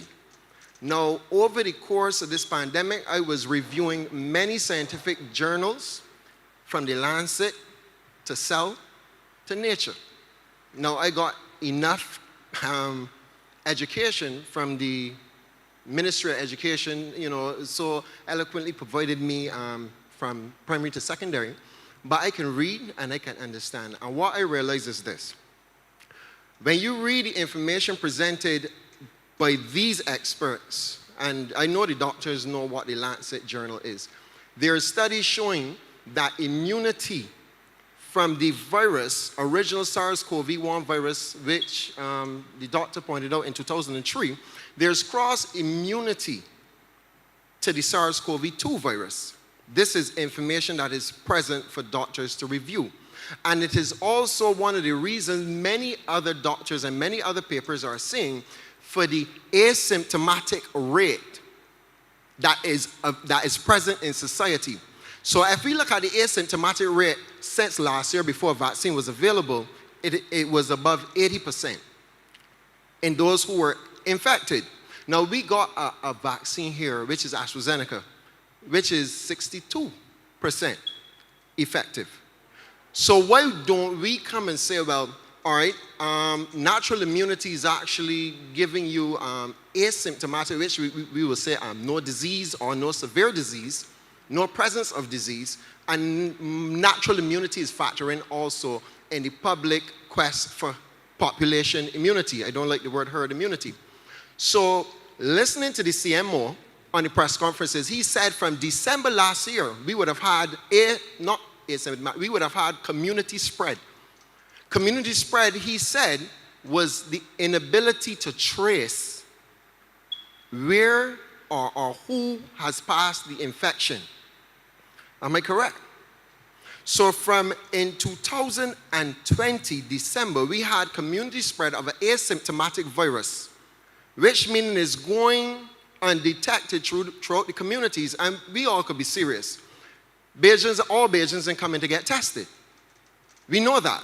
So my question to the panel is, what measures are in place for those individuals who would have acquired natural immunity to the virus? Is there any measures in place to track how broad this natural immunity would be and how far spread it would be without first forcing the vaccine as the only alternative? And before anybody come and tell me that the vaccine, because I see it as a person, concerned citizen, I see it as an indirect way to politicize and monopolize immunity, which is an act of nature. You cannot politicize and you cannot patent an act of nature. So if we be honest with ourselves, and I ain't even touching the vaccine, we can left that for the next town hall. If we be honest with ourselves, there are many people in our population now who would have had acquired natural immunity, and there's no way or no system provided by the government that people can come and find out if they have the T-cell response or the B-cell antibody response. There's no such system. We just tell people, come and get the vaccine. When you look at the studies that I mentioned, some of these studies actually articulate month by month how long natural immunity lasts. The last time I heard from the panels of professionals that presented to Barbados is 3 months. So why are there journals from Johns Hopkins and Lancet showing that natural immunity stretches far beyond 8 months? None of this information is being presented to the Barbadian public, but it is presented to the wider world. And the fact that it is so effective, the European Union has now identified or acknowledged that natural immunity is indeed a prerequisite to enter their territories. So you can enter the European Union now based off of natural infection. And you can show them you had a previous natural infection, they would allow you as immune to the virus. Why has Barbados not analyzed this parameter as well, natural immunity? Sir, we have at least another 5 persons we still wish to accommodate. No problem. I would digress to the next town hall meeting. Thank you so much. My questions were already embodied in what I said. I would leave the rest to the next town hall. Thank you so much for the intervention. No. Dr. Williams? I just want to say quickly to this gentleman, sir, have you ever had the flu? Have you ever had the flu? Flu, common cold, dengue fever. Influenza, the flu, common cold. Yes. Have you ever had it more than once? There are different strains of the flu. Okay. 4 different strains. Did you become immune once you had the flu once? If I become immune once you had the flu once. In other words, I understand the question. So hold on, let me finish. In that particular flu season, if you got the flu, you probably would not get it again in that flu season. But by the following year, you might get the flu again, or 6 months later, or later on down the road, you might get the flu again. And the reason is because although your body has experienced the flu before, when you now encounter the influenza again, it is not exactly the same as the one you encountered before. So even though you may have had some immunity, the immunity wanes over time. So your immunity wanes over time. how much time it takes for our immunity to wane against COVID completely, we are still studying that. We're still looking at how long that immunity lasts. Hold on, let me finish. You spoke, I'm speaking, okay? And the second part of that is that while you are waning from the immunity of the variant that you experience, other variants are coming into the space to which you have not developed immunity. So what we found is that people who were initially infected with the what we call the original strain that came out of China back in early in 2020, they also went on to get COVID sometimes more than one time. So their immunity, which they had to the original variant, waned, and they became susceptible and were infected again. So now we have cases where people have had COVID more than once. Now, if we all decided to let, no vaccine, no protection, no nothing, and we just did what we wanted and let people develop natural immunity, we would have an unacceptable number of deaths. Remember what I talked about? 5 to 7% of the population becoming seriously ill or hospitalized. Well, that would overwhelm our healthcare system. And not only would we get deaths from COVID, but then you would get deaths from all the other things indirectly, because we would not have the resources to treat the day-to-day things that normally we should be able to prevent from deaths. And as I told you before, death is not the only endpoint. So if we just let it go to natural immunity and say, well, everyone just develop immunity, we would have an unacceptable number of people who were hospitalized, ill, and die, and also a number of people who die from other causes as well. Now, you asked me a question. Could I respond? Now, when you look at natural immunity, you are offering a vaccine, right? A vaccine is supposed to simulate. I heard somebody said earlier, it teaches. No, it does not. It simulates an infection, correct? So the vaccine simulates an infection so that the body No, can... sir, sorry, I have to stop you there. Vaccines don't stimulate an infection. I said simulate. Oh, simulate an infection. Forgive my diction. Right. Yes, simulate. But so... Hold on. I have to stop you again. What the vaccine is doing is it's priming your immune system to produce what we call an adaptive immune response. So if we put a part of the virus into you, or we put the whole inactivated virus into you, it stimulates your immune system so that when you meet the actual virus, you can then have a strong immune response to it.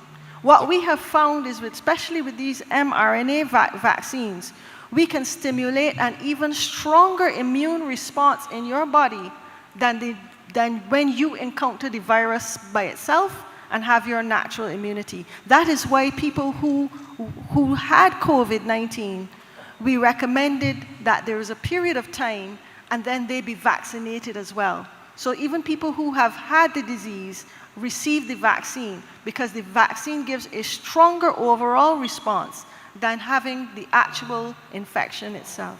Dr. Williams, hold a second. Sir, I didn't get to answer the question. Sir, we are She cut me well off from past answering closing her time, and we now have still 5 other persons who wish to participate. All right, I will ask you to, I'm not stopping you yet. I'm asking you to please bring your point to a conclusion so that we can go to the others. Mr. Moderator, she answered the question, and this is what I'm saying. If you're going to tell me you're going to take one point of identification off of a virus, put the mRNA, not the actual protein, the mRNA, this is the genetic material of the virus, for that one spike, which is only one part of the virus that the body will identify. And you can inject that into a person and you can get better immunity than your body identifying all points of identifiable points of contact. That is ludicrous. That is ludicrous. When I have done the research, natural immunity is non-specific. It does not only identify the spike protein of the virus, it identifies the class of virus. And that's why I quoted the Lancet earlier when they said cross immunity. When you have a virus from 2003 that is 20% different, if we talk about variant, 20% different, and the body is still recognizing it from the T cell standpoint. So that is my point. You cannot say natural immunity will wane over time when the body's T cell immunity is still active after 17 years. Okay, sir. Sir, again, like I mentioned before, I would encourage you to stay behind afterwards and engage Dr. Williams, who I'm sure would be happy, and Professor Landis, to have a discussion with you on the immunological aspects of this virus. I think now we had actually said that the gentleman in pink was next. Sorry, no, the gentleman in gray. I thought you had actually said the other gentleman had asked your question. I apologize. Yeah, my name is... And sorry, before you continue, ladies and gentlemen, unfortunately, we're well past the time for closing. So I must share with you now what is the running order, and then we have to bring, unfortunately though, we have to bring the session to an end. We're taking this question from the gentleman in gray, the gentleman standing at the microphone in the beige shirt, the gentleman in the pink shirt seated, the gentleman in the black shirt jack seated, and the lady in the back in the white and pink shirt. Unfortunately, at that point in time, we will have to bring the session to an end. Sir? Thank you. My name is Michael Lowe. Actually, I thought that the gentleman before me had the same questions I had and same concerns that I have. We are seeking to alienate a group of people who do not want to have the vaccine, but we are not recognizing that there is more ammunition that we can use in this war that we're fighting. Research which he would have been mentioning is saying that before this novel coronavirus came out, there were T cells in human bodies, Germany and France, different places, which had recognized the virus and was able to create an immune response.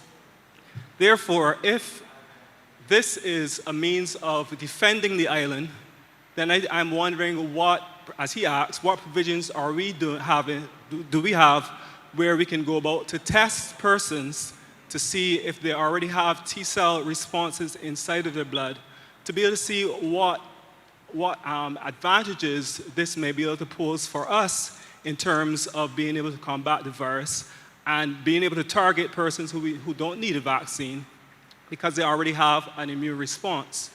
Secondly, I agree with him that research is showing that natural immune response is stronger. It may not have the antibody response that the vaccine has. It may not have a stronger response as the antibody response, but it does have T cell, B cell, more other responses that some of the vaccines will not have. And research has also shown that even things like the Spanish flu, persons tested long after the Spanish flu still had T cells recognizing the response. So therefore, I think it's an important question that going forward, if we can consider that perhaps a bigger percentage of our population has already had natural immunity, and therefore we may be able to relax further certain provisions and going forward. Another question I would like to ask. Sorry, sir. Sir, that was two questions. No, quickly. It's a different thing. Just quickly, I please. apologize, but unfortunately, no. We can only take those two from you. I'm going to ask Professor Landis or the CMO whether they can respond to your questions. Yep, okay. So the question is due to, and I think the previous questioner as well, due to the assumption that there's been asymptomatic spread, is there a certain amount of naturally acquired immunity? And in this forum, we've been mixing two terms. Naturally acquired immunity, meaning from an infection, and natural immunity, which comes from living a healthy life, eating pro-immune foods, sleeping well, resting, etc. So we have not measured the antibody level in our population, but we can make some pretty good guesses. one thing I want, if you remember one thing from today's information, please remember this. We've been very lucky in the Caribbean thus far.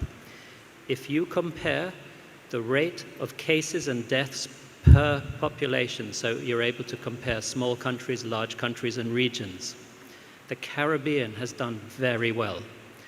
And we have had about 1/10 of the number of deaths per capita compared to the USA and compared to South America. So we have been very lucky. And in the USA, in places where there's been high rates of infection, your naturally acquired immunity would normally be around 15%, 1-5. So here in Barbados, it would be minuscule. There is no way that we can relax by thinking that we're somehow maybe like Manaus in Brazil, where 70% of people have been naturally exposed. Fortunately, we have not been naturally exposed. That's why we haven't seen death on an industrial scale here, and I'm so grateful for it. Sir, I apologize, but we cannot allow for a follow-on, okay? Speak afterwards. Debate, sure, sir. Speak afterwards. Good evening. My name is Ordinal. Good evening to the panel. I can stay here and speak to, I would like to engage the medical personnel who form the panel, but I choose not to. I prefer to speak on a different slant, if you may. There is an issue, we have the worldwide speaking to such things as the efficacy and the safety of the vaccine and so on and so forth by eminent people all over the world. And I am concerned that given such, because we have the pros and we have the cons, but given such that this government elected by the people choose not to err on the side of caution.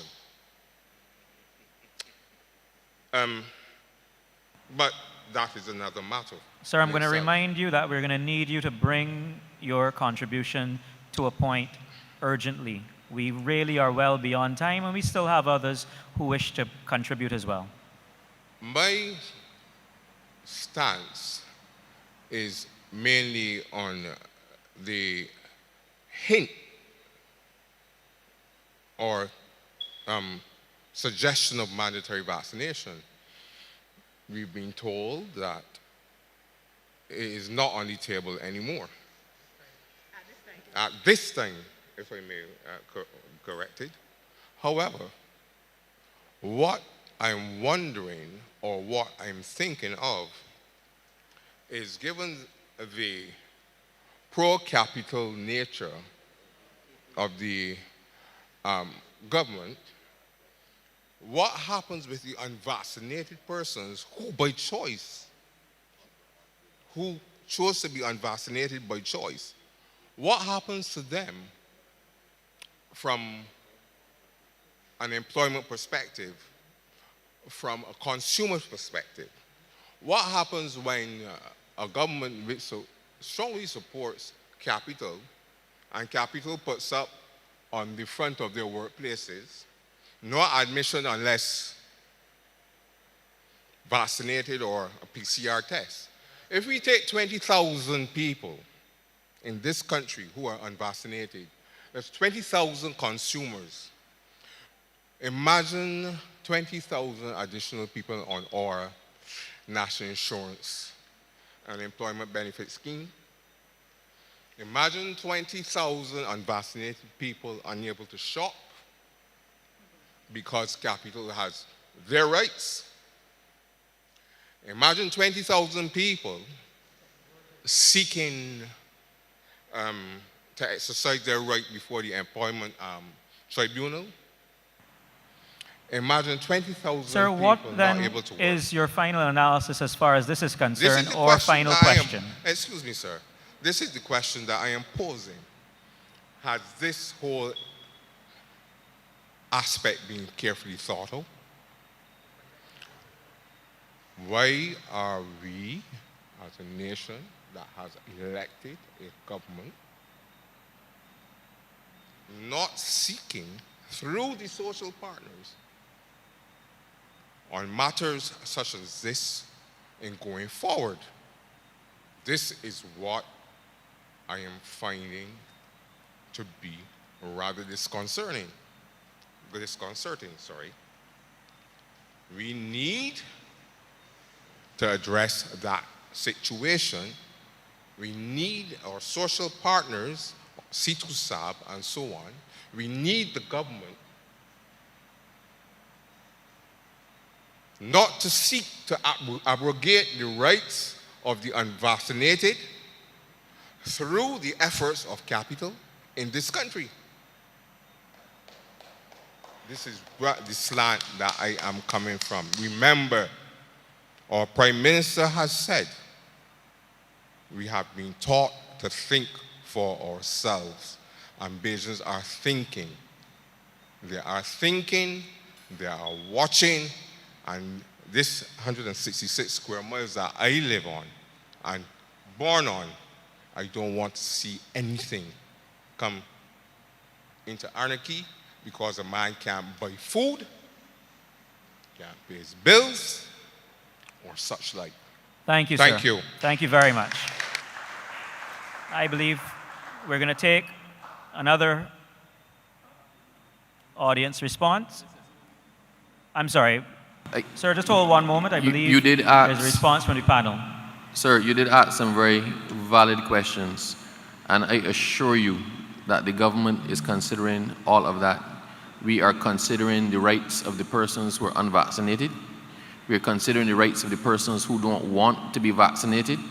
We are considering the rights of the persons who want to and have been vaccinated, and their rights vis-a-vis not wanting to work with somebody who is unvaccinated. We are considering the rights of the owners of capital. We are considering the rights of business owners. We are considering the rights of the tested patients who go into the QEH who don't want to be treated by a nurse or a doctor who has not been vaccinated. We are balancing all of these things and listening to all of what you say and the representations from every person and every interest group in the social partnership to come up with as best a solution as we possibly can. It is not going to be easy. Whatever we decide to do at the end of the day as a government is not going to please everybody, but I assure you that we are letting all views contend and we're taking all of it into consideration. So I can assure you that all of the things that you mentioned, we are actually considering. Sir? Good evening to one and all. My name is Sean Butcher. I manage a concierge company on the island. Basically, what I'm saying here in this room, in the country, is fear. Everyone has a fear of either living or dying. And for me personally, I took the vaccine because of work purposes, taking people to and from the airport, going to and from for shopping purposes, as well as providing for my family. At the end of the day, everyone has their opinion, everyone has their own rights to choose what they want. But if realistically speaking, from the time we was a little child, we was taking vaccine. We end up getting sick or we may not. When we take the vaccine, it's up to us then to take care of our bodies as well. Whether it's that you do your regular cleanse, you do whatever it is you need to do. The public basically fear is because you're not getting the answers that they're looking for. Right? Everyone is there every single day. Everyone has a choice. Everyone has a right. My choice was to take the vaccine. It's to help with my family, help with my friends, help with my business. I provide protecting myself and I'm protecting others. So at the end of the day, just as I say, everyone has their choice. Everyone has their rights to choose what they want to do. Thank you. Thanks very much, Mr. Butcher.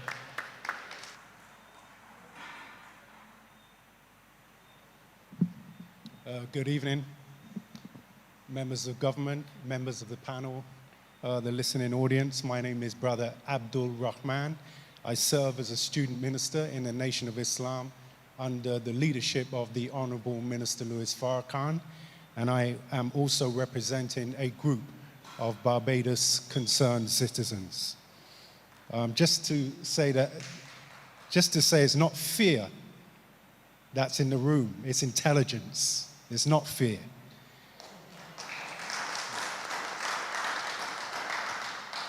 Now, the following data comes directly from reports submitted to the Vaccine Adverse Events Reporting System, or VAERS, which is the primary government-funded system for reporting adverse vaccine reactions in the US. Data released August 13th by the Center for Disease Control and Prevention, the CDC, showed that between December 14th, 2020 and August 6th, 2021, a total of 571,831 total adverse events were reported to VAERS. This number included 12,791 deaths and 77,490 reports of serious injury.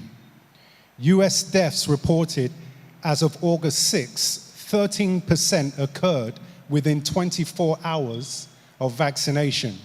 19% occurred within 48 hours of vaccination, and 33% occurred in people who experienced an onset of symptoms within 48 hours of being vaccinated. Now, in terms of adolescents, this week's US data for 12 to 17-year-olds showed 16,408 total adverse events, including 983 rated as serious and 18 reported deaths. 2,424 reports of anaphylaxis among 12 to 17-year-olds, with 99% of cases attributed to Pfizer vaccine. 419 reports of myocarditis and pericarditis, heart inflammation, with 414 cases attributed to Pfizer vaccine. 81 reports of blood clotting disorders, with all cases attributed to Pfizer vaccine.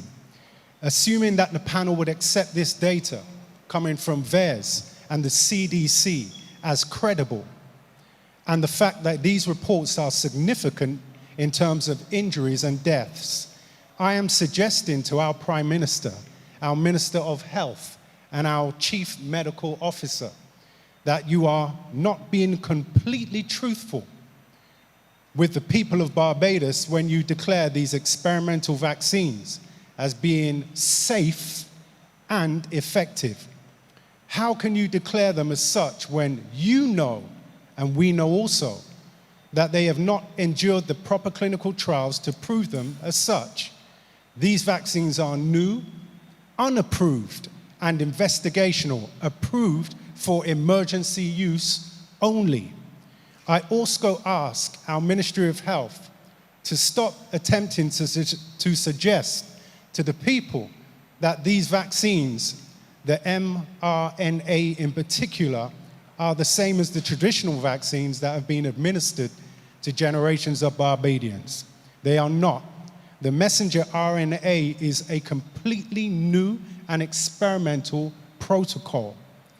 We want the panel to report to our Prime Minister, Mia Mottley, that a large portion of the populace of this island do not desire to take the risk of taking these experimental vaccines. In addition, we urge our government to ensure that the powerful lobby of the social partnership, which we know is just a pretty sounding word for corporate Barbados, does not supersede the wishes of the majority of the Barbadian people. We demand that our government call to heal those members of the Barbados Hotel and Tourism Association, other tourism operators, and local businesses that have been using illegal and unethical coercive tactics to encourage, incentivize, and compel COVID vaccination. We also demand that they cease immediately with the threats of discrimination, unemployment, and destitution. Thank you for listening.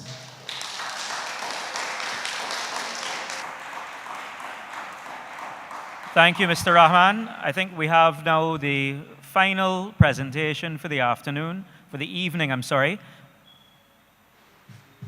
Good evening. My name is Mary Clark. Yes, look back.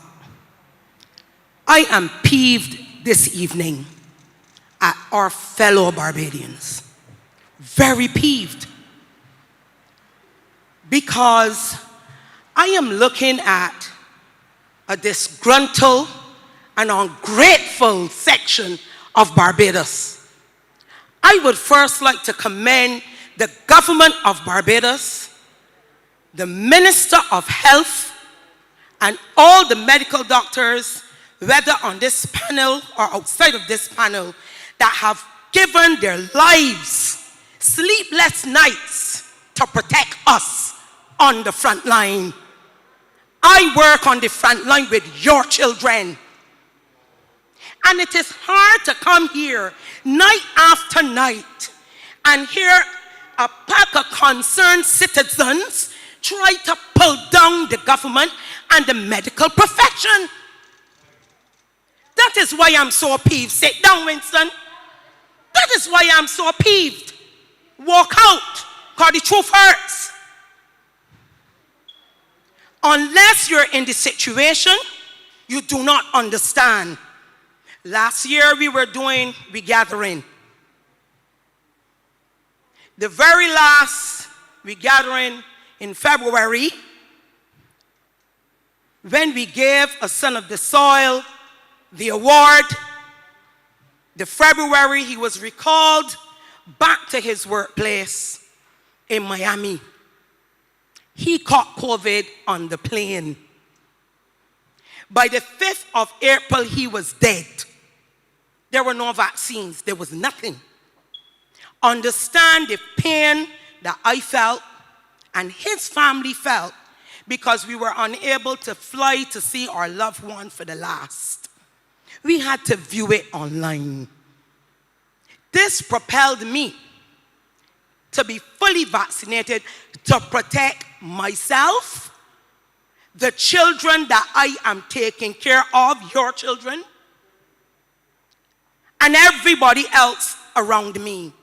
It had to propel me because I want to live. I am not a selfish person, and y'all are coming in here selfishly and very irresponsible about this vaccine.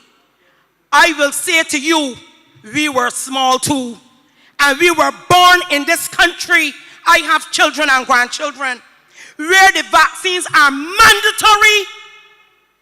At 6 weeks, our children are vaccinated. Do we know the properties of these vaccinations? No, we don't. We don't even ask the doctors, the nurses, what it contains. But people coming in here tonight to ask learned people what the vaccines contain. And we take MMR, we take mumps, we take rubella, we take influenza, and as you rightly said, Dr. Williams, we still get sick, but we're able to fight it. And I am saying to you, be grateful. Barbados is a very small country, and today we have 48 deaths because of people's hard work. We had people that died on the front line for you and for me. This is like our God. When we crucified him, when Pilate put him out there, and the sick gave him Barabbas and crucified Jesus. I'm saying to you, Barbadians, wake up. Wake up. Yes, your comments are valid. The vaccine is not mandatory, but don't be selfish either. Be responsible citizens. Be responsible. Care for each other. Because I tell them if when they're vaccinated, don't come and talk to me. Because obviously, if when I got Delta, I can catch it. I can fight it, but when I can date, that's why God said tonight, stop the ignorance. Stop it. And let us be grateful for what we as a small island has achieved since we had this shutdown. And let me go even a little further, man, to tell you all, right? No, ma'am. This country shut down and run, and the Prime Minister turn around and feed one of mine, and we're not coming in here ma'am, and being ungrateful. Ma'am. No, it is not fair to this country nor the medical team. Sleepless nights when the Caesar tell one master and behave. When they had to do it, we had to put in the master and put one to go to the banks by surname. That is how one like it. When I like the master hand, when I don't like the nice hand that the delving out to tell you all, take the vaccine, protect oneself and everybody else. Thank you for your contribution, ma'am. And I think all of the medical staff, thank you for the congratulations you've given them, for the hard work that they've put in. This has not been an easy journey for any of us, but more especially for those persons who are on the front line. And I think we need to use that word less euphemistically, because they really are on the front line of what is a war. So I think all of those persons need a round of applause for the hard work that they do in the medical fraternity. Ladies and gentlemen, as we bring this evening to a close, we have one final aspect that we wish to complete, and that is a vote of thanks, which I will now ask Mr. Wayne Waldron, the Acting General Secretary of the National Union of Public Workers, to provide for us.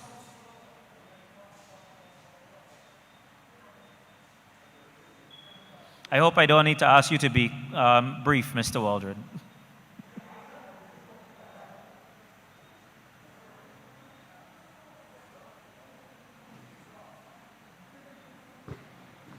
This one is, okay, good to hear it now. All right, gives me pleasure to give you vote of thanks. The Honorable Santia Bradshaw, Minister, Prime Minister Acting, the Honorable Wilfred Abrams, Attorney General Acting, and also Minister of Home Affairs, Information and Public Affairs. Dr. Kenneth George, Chief Medical Officer, Dr. Dale Babb, Minister of Health and Wellness, Dr. Linda Williams, President of BAM, Mr. Brian Rees, who did an excellent job chairing this meeting as moderator. Also Professor Clive Landis, who is Pro Vice Chancellor and also Principal of the University of the West Indies. Mr. Shane Jones, who is a Senior Journalist, Caribbean Broadcasting Corporation. Mr. Anitin Bowers, representing the tourism sector. We have Minister Colin Jordan, the Honorable Colin Jordan, who's the Minister of Social Partnership and Labor Relations. We had Dr. Corey Ford, who was on our Zoom, representing us well in terms of answering questions. Representing for Labor, Brother DePisa, who's General Secretary of the C2SAB, Brother O'Neill, who is the President of also C2SAB. I know there are many others, others that were not mentioned, all distinguished persons that we had table. Ladies and gentlemen, it gives me great pleasure to bring this vote of thanks to this important town hall meeting, to hear the open views, to open the democratic process. We had some emotional presentations. This is what it's all about. We respect every person's view, but we know that these town hall meetings serve the purpose of getting the views out so that a determination can be made on the way forward for vaccination. We would have fair labor position that we respect the process of freedom of supporting the vaccination, but at the same time, giving the freedom of choice. We have heard the technical side, given the knowledge of the vaccination program and the benefits, and we have fair persons in the audience giving their reservations about the pros and cons about the vaccination. But all were respected, and this is what democracy is about. So again, it's my pleasure. It has been a very candid and very participatory session. I would look forward to the final session. On Sunday is one more session that we would have. And we will continue to be very open in our views and very democratic. And therefore, as I close, I wish everyone travel safely to their journey, and we look forward to further participation in these sessions. Thank you very much. Thank you very much, Mr. Waldron. Now, though we've come to the end of this evening's proceedings, I wish to share with you that the presentation by the Ministry of Health will be available on the Government Information Services website subsequently to this evening's event, along with as many of the responses to the plethora of online questions and remarks that were posed as well. We weren't able to answer all of those questions nor respond to all of the remarks online, but where possible, we will try to have those on the Government Information Services website. We will continue to engage with you across the island. We do have one more session, which will be held at the Combermere School on the 18th of August, on Wednesday, from 5 p.m. until 8 p.m. And again, that will be accessible online as well. I want to thank you for joining with us in this very important consultation and dialogue this evening. We look forward to hearing more from you. We look forward to the final town hall meeting, and we will ensure that this information is worthwhile and is used to the benefit of all Barbadians as time goes on. Thank you, and have a safe evening.